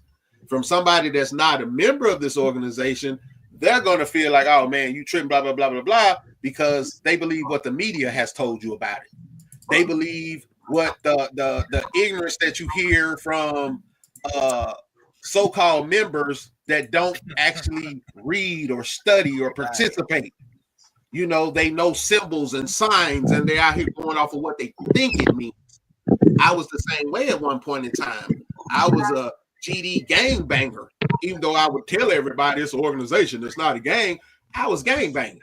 Long story short, until I got locked up and met some brothers who had me sit in the cell and taught me the truth of it. Do you know why this organization was started? Do you know what the original purpose was? Do you know what the mission statement is? Do you know how to mold yourself around this concept? Let's look at it and let's break this thing down for you. Your job is to eliminate the ailments that have been plaguing your community, to eliminate the things that are down pressing your people, to elevate their mind state so that they can free themselves from any type of bondage that is holding them down. Your job is to become a pillar of your community, somebody who can offer job and resources and things of that nature. You're here to free the people and to protect the people, not to destroy your communities, not to push this poison. And because a few have chose to do so, they have destroyed the whole narrative. So now when you get out here and you can show people the line between the truth and the misconception, and you can spotlight the lies and you can spotlight the individuals that's doing it, the question comes back to, are you willing to do that? Are you willing to stand up against those who you once called brother so that you can save the masses? Are you willing to enforce the laws and policies that you say you believe in? Are you willing to teach the truth? And the Bloods, the Crips, they were all started for the same reason the rest of the organizations were, to protect their communities, to stand unified against those that were trying to oppress us. But yes, it got twisted, it got misconstrued, and it turned into this gangbanger philosophy, these street niggas and real niggas and pistol toters and bag chasers and all this foolishness. But at the same time, we have cultures that were built out of oppression. And we continue those cultures because we feel like we got to be Mr. Tough Guy, Mr. Know-It-All, Mr. Know Whatever in order to make it. I got to be a real nigga at all costs. I don't care about nothing. I don't nothing. My life added up to a t-shirt with my face on it. A prison sentence where now they hollering about, oh, he was such a good kid. He never hurt him. Like you said, this brother been running around robbing everybody, killing, raping, pillaging. The moment he died, he ain't never done nothing wrong. And how you gonna talk about my baby? He was a good kid, a straight A student, and all of this. And he still got smoked at Bebe's party. Okay. This is the point, man. It's a sad reality, and this is where we at. We refuse to That's tell the the truth reality, because bro. we want to stay real niggas. I got a question, right? I my came bad. on late. I Oh, I'm came sorry. on late. No, that's all right. No, I came on late, and I've crossed paths on social media with Andy, the hood candidate, man, and just the name intrigued me, right? So I think I might have shot him a message and see how we could connect. And this has been some years ago, but I want to know what the brother got cooking. Like, what's the next move? You know, like where you at? You know, let me get, because like I said, I was late, but I'm streaming to my audience now, so they're late as well. So tell us a Man, little bit about. I hope I followed up with you when you shot a message. If not, forgive me. But I'm in You Illinois. did. Cool. I'm in Illinois, and I already cast my campaign for Illinois Attorney General. Okay. So that's the move I'm making. I'm the first non-attorney running for Attorney General. I'm one of the FIP, but I've already done sued the state about 4 times, you know, when it comes to the rights of the people, which is Okay. primarily the class that I represent, which is the streets, you know. But that's not my whole platform. Again, I deal with all politics. Well, it's politics for me, for real, but I deal with them. I'm running as a radical Republican for the abolitionist movement. So I'm just Okay. looking, you know, from the abolitionist movement and really teaching so much about what the ballot of the bullet was. I call it the ballot of the bars, but the ballot of the bullet, what Malcolm had talked about, is we need a political education class in our community, and that was 1964, I believe, 63. We still never had that. So Hmm. I'm utilizing the church as a tool because our generation is the majority. So some of those elders in the church, they just didn't know no better. So, you know, I could keep going down the road saying y'all knew better, you was bogus, or I could take it and say forgive them for they know not what they do.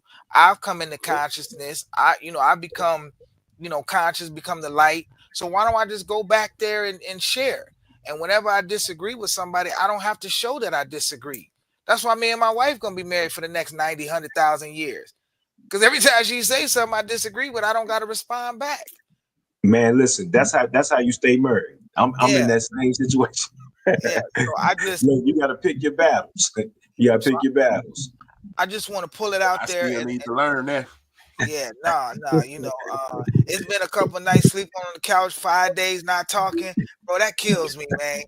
That pride be having a brother struggling so bad, man. I said I gotta find a way up out of this, and, you know. So I just did, but I say that because we often think that we gotta agree with everything in politics, and we don't.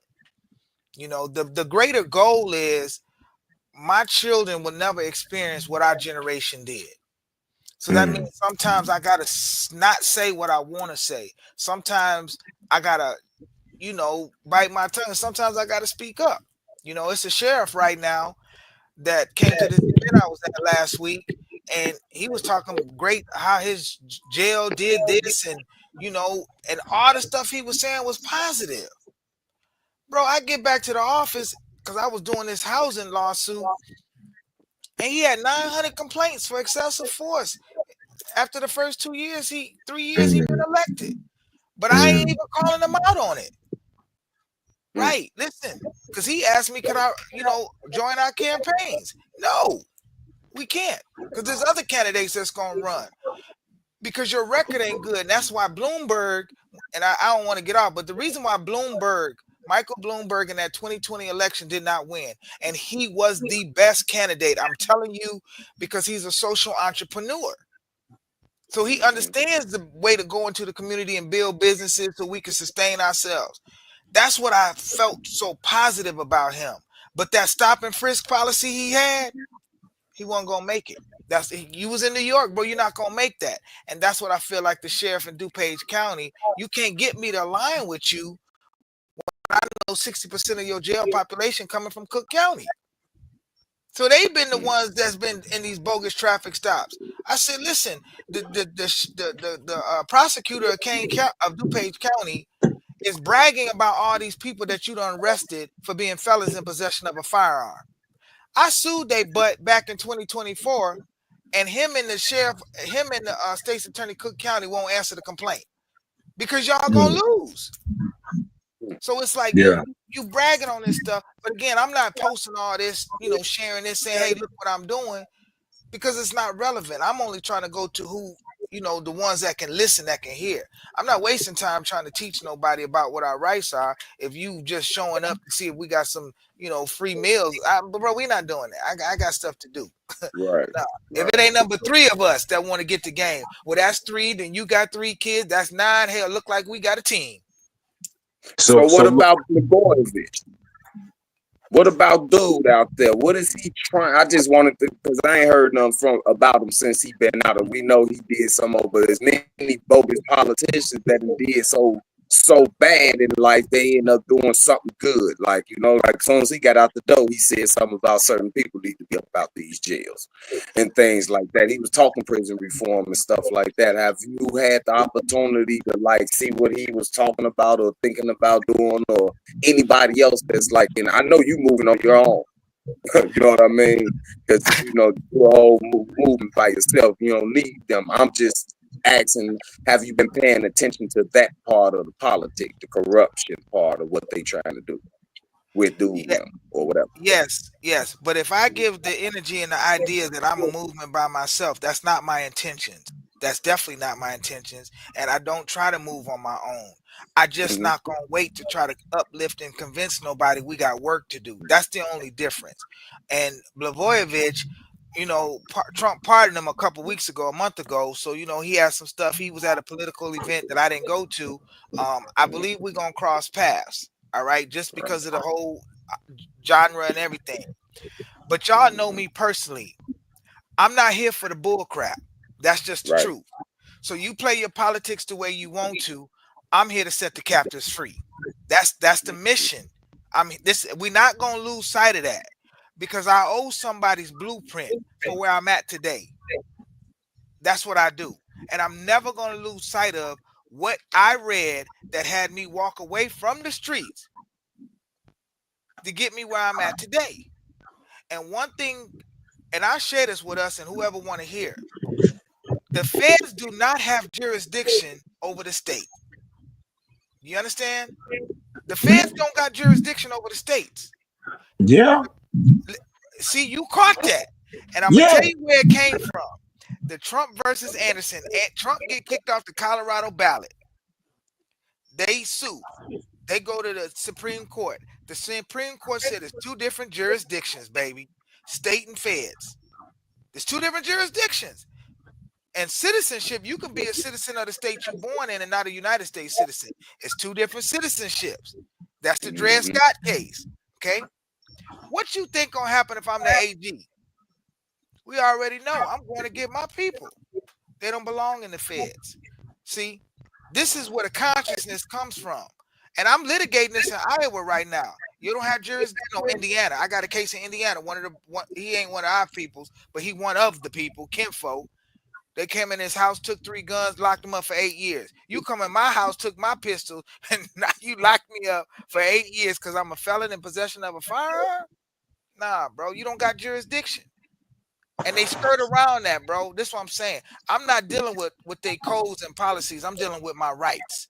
That's what I'm talking about. And you don't have the right to take nobody from another state that's kidnapping.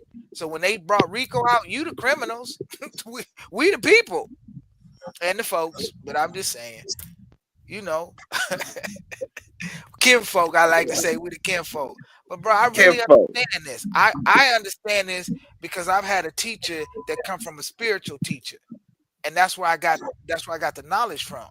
And I'm just trying to share it with the people. Again, I'm not trying to twist nobody's arms. I'm not trying to convince nobody. Bro, come on, man. I got 10 votes. So I got a question, right? I got a question. You said something that I felt was big, right? You don't want to appear to be a movement by yourself. But so me, I'm super pro-black, right? I'm not a part of a organization. Well, I am Nation of Gods and Earths, but that's not how I move, right? But there are a lot, so I was just a part of this march on Memphis, and there were a lot of people from Illinois, from Chicago area, right, who are all moving They're all moving in the same direction, but they're not moving together. Like for them, it's all about free the people as well, right? They're trying to free comrades that's been down, right? And when I speak, I'm speaking of Dr. Amina Fort, Fred Hampton Jr., Benny Lee, you know, they were all at this gathering we had. It was more, right? But they were the ones from Illinois and the other brother, right? Powerful brother. OG Capone, what's his brother name? Got a nickname. Oh my God. He was the one who squashed all that. Remember I told you he stepped up. You on mute, OG? You muted. You talking about Pooh Bear? Pooh Bear, yeah. So what's his name? I don't like, you know, what's his nickname? His name, I can't think of myself. Powerful brother, right? Powerful brother. I got a lot of respect for all of those individuals, but they're not working cohesively. Is there anyone supporting your movement, brother? Because I'm me.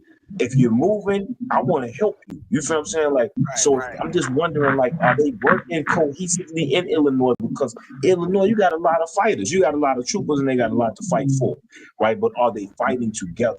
Because together, you got a better chance of conquering and breaking down, you know, the wall, right? But when you're all working, it's like a bunch of little bullets being fired as opposed to a missile.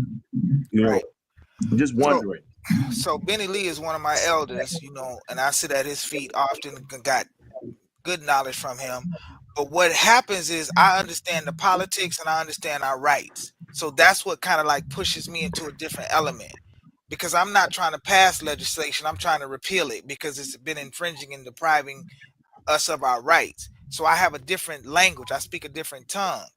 And that's really what it's all about. Even the groups that I sit in, you know, I'm saying, listen, we need to be legislators in the House of Representatives and the Senate because the Constitution allows us. And so there's a piece of legislation called the SERVE Act that allows aldermen and mayors to run. I think that's beneficial. I do. But what if we became the legislators, then we could pass that instead of going to ask them to pass it for us. That's what I'm saying. Okay. Or we should do doing both? Yeah, that's what I was just going to say. We could do it in conjunction because that's what I did learn. We cannot confuse the method with the objective. Gotcha. The objective is liberation and freedom, and each one of us gonna have a different method. My method, like they said, bro, you ran for president, man. You done did this because I had my eye on the prize, which was freedom. And I knew if I get into this position, I knew what it would do for Chicago. I knew what it would do for Illinois. I don't care if I got 2 votes. It never stopped my spirit. I didn't go cry and be like, oh, no, because I knew that was a spirit teaching me. That's what it was doing. And I always see that way. So no, I'm not trying to be a movement by myself. I do sit at the tables with what's relevant. That's what I do. I mean, again, and I can make mistakes, and sometimes I'm not very comfortable sitting at tables where we are doing that begging. Oh, I want mass our date. Stop. I don't really want to do that. I just don't. And that's just me. I want to say, you know what? If we get 2 or 3 brothers and sisters, we come together. This is your strength. This your strength. This your strength. This your strength. We ain't talking about no weaknesses because every strength they got is coming to the table with a solution. That's what we should do. I mean, that's what we're doing. You know, I'm not pushing that we got to vote. That's not my message. I'm using the ballot as debate so we can be conscious of who we are. I don't need to vote about my rights. I need y'all to do the position that you've been elected to do to protect my rights. And if you don't want to protect my rights, then we're going to do it our damn self. Okay. It's really that simple. I can't keep asking somebody to do something for me that they have not done it. Your history shows you not doing it. And maybe you don't know how to do it. Well, great. Let's raise up our generation then. Because our generation is saying we fed the F up. We fed up. Now all we got to do is get educated on how to be the solution. So then our children ain't got to complain. Our children, I tell my kids stories. They be like, Dad, I don't believe that. I did. But such and such, his son told me that's exactly what your dad was doing. But you only hear stories. My kids never lived that. And I just want to close with this. Strong. When you said why we move out to communities, I used to think I left the community because of the streets. And I always stayed with my homies, so I never left the family, no matter where I moved to. When I got stopped by them police, I realized I left my home city because of the damn police. That's what it was. Because when the chief of police this brother became the chief of police, he was my homie. I'm kicking it with him. I was arrested through him, beat the case in the bench trial, and we wind up being, hey, good brother. He's chief of police. He wasn't the chief no more. Another chief became the chief, and he the chief of police in the city I live in. It's like 7,000 people, mostly Europeans and all this. But I ain't got nothing to worry about. That's what it is. I'm here, but back at home, these little young cops come out here. They think they know what's going on. Brian, with that smoke, man. Listen, that's why they sued right now. You done messed with me. I done had them tied up in a lawsuit for 5 years, and we will keep going until we get the remedy that I want. So that's why I left the hometown. One of the reasons I asked that question is the philosophy that the grass is green on the other side of the fence. Right. I'm a strong believer that if you nurture and care for your own lawn, it can be just as beautiful as anything else out there. Mm-hmm. If you move to that better community with the same mentality, your grass is gonna die there too. Right. You know what I'm saying? So when we feel like geographical changes is going to change our situation, a lot of times that's not the answer, because you move into those upscale communities, and we have a lot of people that have done it for centuries now, or decades, and you've had houses burned down, you've had looting, you've had dead animals left on porches, you've had just little things to let you know we don't want you here. Right. And it's like that mentality of I'm gonna run and run and run until I find my nesting place. That's a lot with us. Like, we don't invest in our communities. We don't appreciate the things we have. The community is the people, by the way. That's my philosophy. Not the streets, not the this, that. It's the people. So when I go to my neighbors and I let them know what the game plan is, hey, look, I want to feed the homeless. I want to make sure that we clean this up and do this right here. I get the support by communicating with them instead of me just going out here and I need to fix it. See, a lot of people come in and try to fix it without talking to the people in the community. They try to fight it without getting the support of the community behind them or with them. And it's people have a problem with feeling like you're trying to fix them. You know what I'm saying? And I respect that, because you don't know what's going on in my house, but you're going to tell me what's wrong with how I'm living. Right. You don't communicate with me. You judging me from the outside, and you don't know the person sleeping in the bed next to you. It don't work like that. You know what I'm saying? If you're going to be, see, part of the problem I feel with the government, especially where I'm at right here in Florida, I got on the radio show the other day and told them, like, I don't see the politicians until it's time to vote. Right. They're not in the community asking us what's wrong, what we need, or none of this stuff. But the time it's time for a ballot to drop, you see them everywhere. They in the grocery store. I didn't even know you lived here, brother. You see them in the grocery stores and stuff like that, and I'm like, come on, fam, this don't jive with me. It doesn't sit well. So brother Strong. So this is it's a little deeper than just the community. So I'm a real estate agent, right? And in real estate, what's big is zip codes, right? And a lot of cities are divided by east and west. Some are divided by north and south, right? Where I'm at in North Carolina, I don't care what city you in. If you live on the east, you in the hood, right? So those zip codes in the east are the property values don't increase, right, the way they do on the west. So a lot of us, I live on the west, right?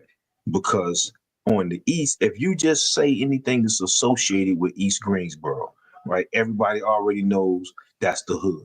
East Winston-Salem, that's the hood. East Durham, that's the hood. East Raleigh, I don't care where you go. If you're in the east, you're in the hood. Some cities is north and south, right? Yeah. Like south side of Chicago, right? South, you know what I'm saying? Like south. Yeah. South is where the minorities are placed. And because of that, it's easy for them to divide the wealth.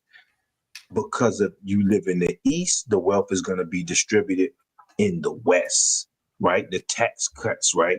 for the property values are going to increase in the West. I bought a house in, the eastern part of another city in Danville. Can't sell it. No matter how nice I made this house, like it's beautiful, we can't get rid of it because of where it's at. So location, that's why, like where I'm at, we have what they call opportunity zones. I'm pretty sure they got them in Chicago too, right? Yes. It's where they create these, they give you tax credits or tax breaks if you buy a house in the South Side, if you buy a house in the East Side, right? These are opportunity zones. They're doing that to promote people to buy in these areas, right? Because nobody wants land over there. So it's a little deeper than that. I mean, you can clean up your house and you're on the East Side, you can make that a mansion, but your property value is going to be affected because of your zip code and the properties that surround it. So that's why a lot of people just move over to the West Side. I get that part of it, and I understand when you're looking at it in that aspect, when it's a business thing or so on and so forth. But I also know after everybody moves out the hoods, because see here, insurance, and I'm gonna use this right here, car insurance. I've typed in when I look for car insurance, I typed in my address where I actually live at, and I got one quote. I went back on another site and typed in an address from the good neighborhood, so-called good neighborhood, and I got a different quote. When I called the agent, his excuse was, "Oh, different agents. We just quoted you different. We found different discounts."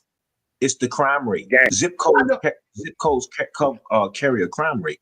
So that's what it is. Your insurance is going to be higher for a car somewhere where the crime rate is higher, right? Yeah. When all actuality, people steal cars in the good neighborhoods.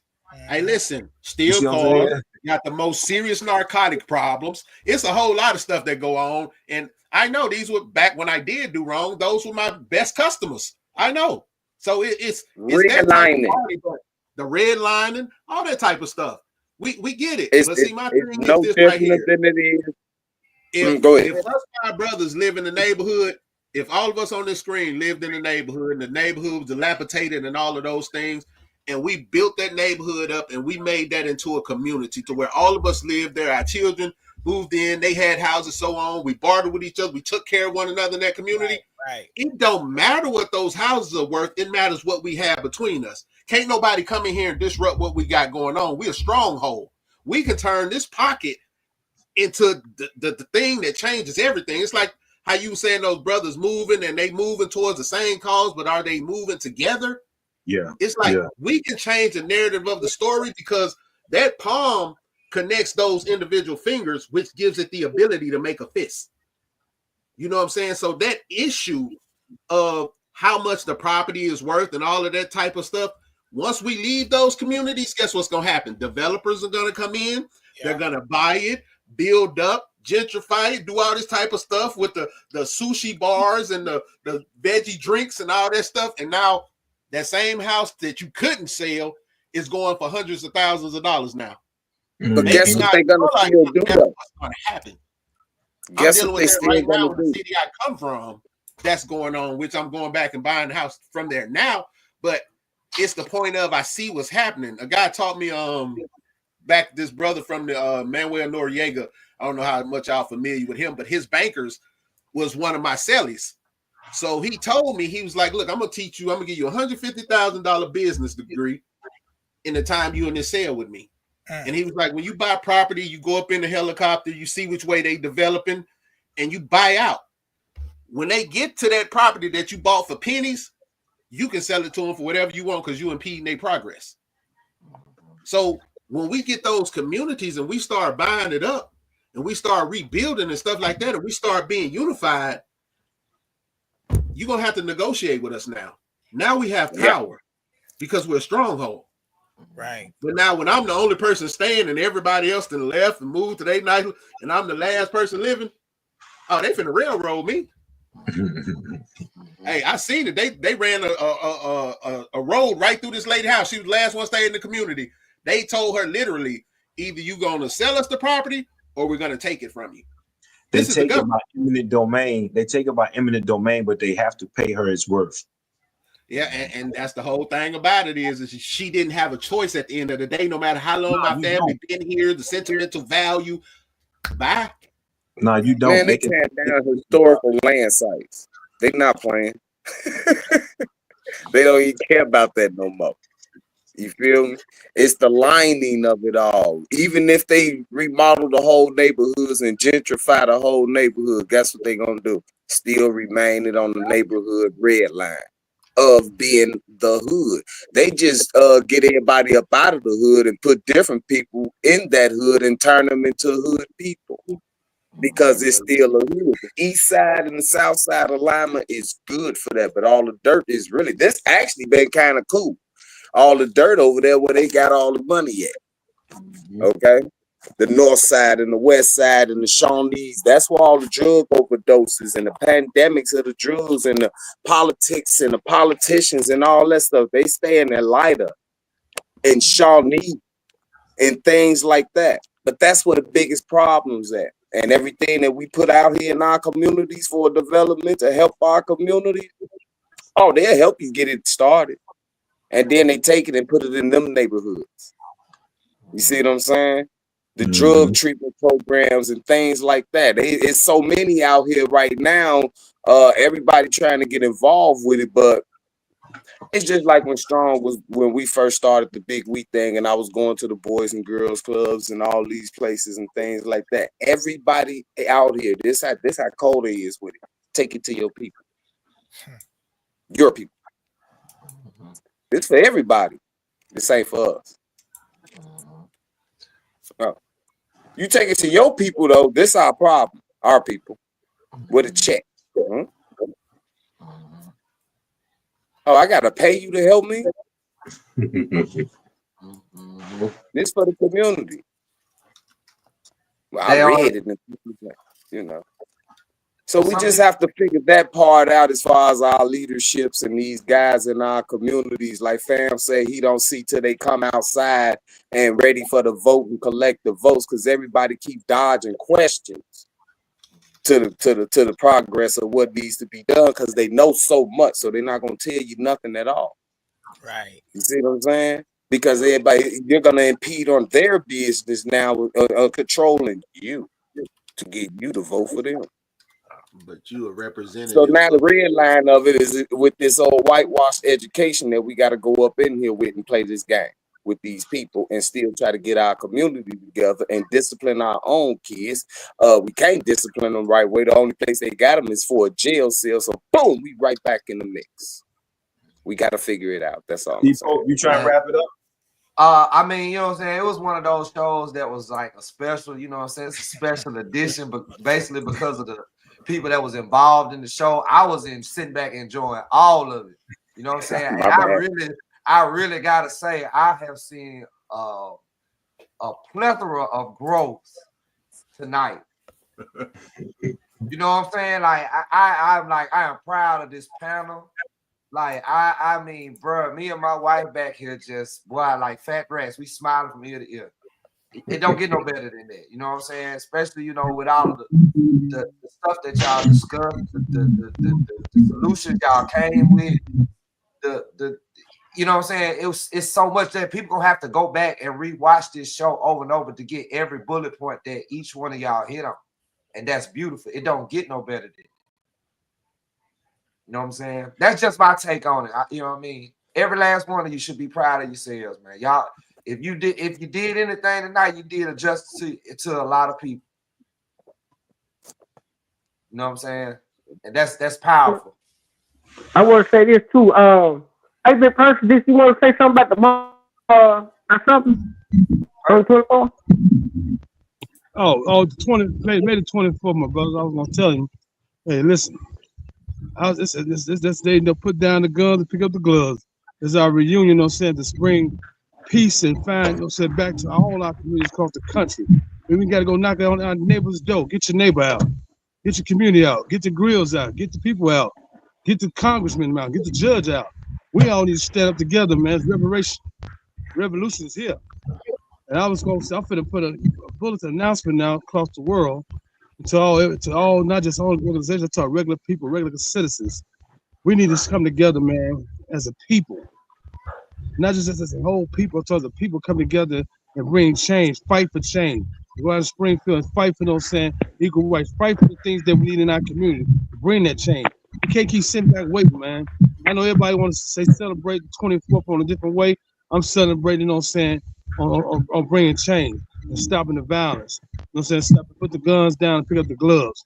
I'm going, you know what I'm saying, talk to Farrakhan. I'm going to talk to, you know what I'm saying, me and Fred Evans Jr., me and Wakita, me and Larry, me and Mr. Rico. I'm talking to everybody. I know so many people, and I got connections with all of them. But I'm calling this across the world. I'm doing it early so we have time to go throughout each state and talk to everybody in the states, man, and bring, you know what I'm saying, to come together on that day and stand up, stand out. Stand up and stand out, man. Fight for each other, man. Help each other. To put the neighbor back in the hood. Put the neighbors back in the hood like we're supposed to. We got to go. We got to bring that about now. We keep waiting. No, we got to, you know what I'm saying, ask for the things that we want in our community and demand it. Not just ask, but demand the things that we need and want, you know, to bring that about. We need to demand that. We need to get these guys. There's too many punk ass parents out there. Let me say it like that. We got a whole gang of punk ass parents. You know, that's the problem. These punk ass parents let these kids in. Back in the old days, when it was all the crimes committed in our community, what they did? They caught that guy that committed the community caught that guy.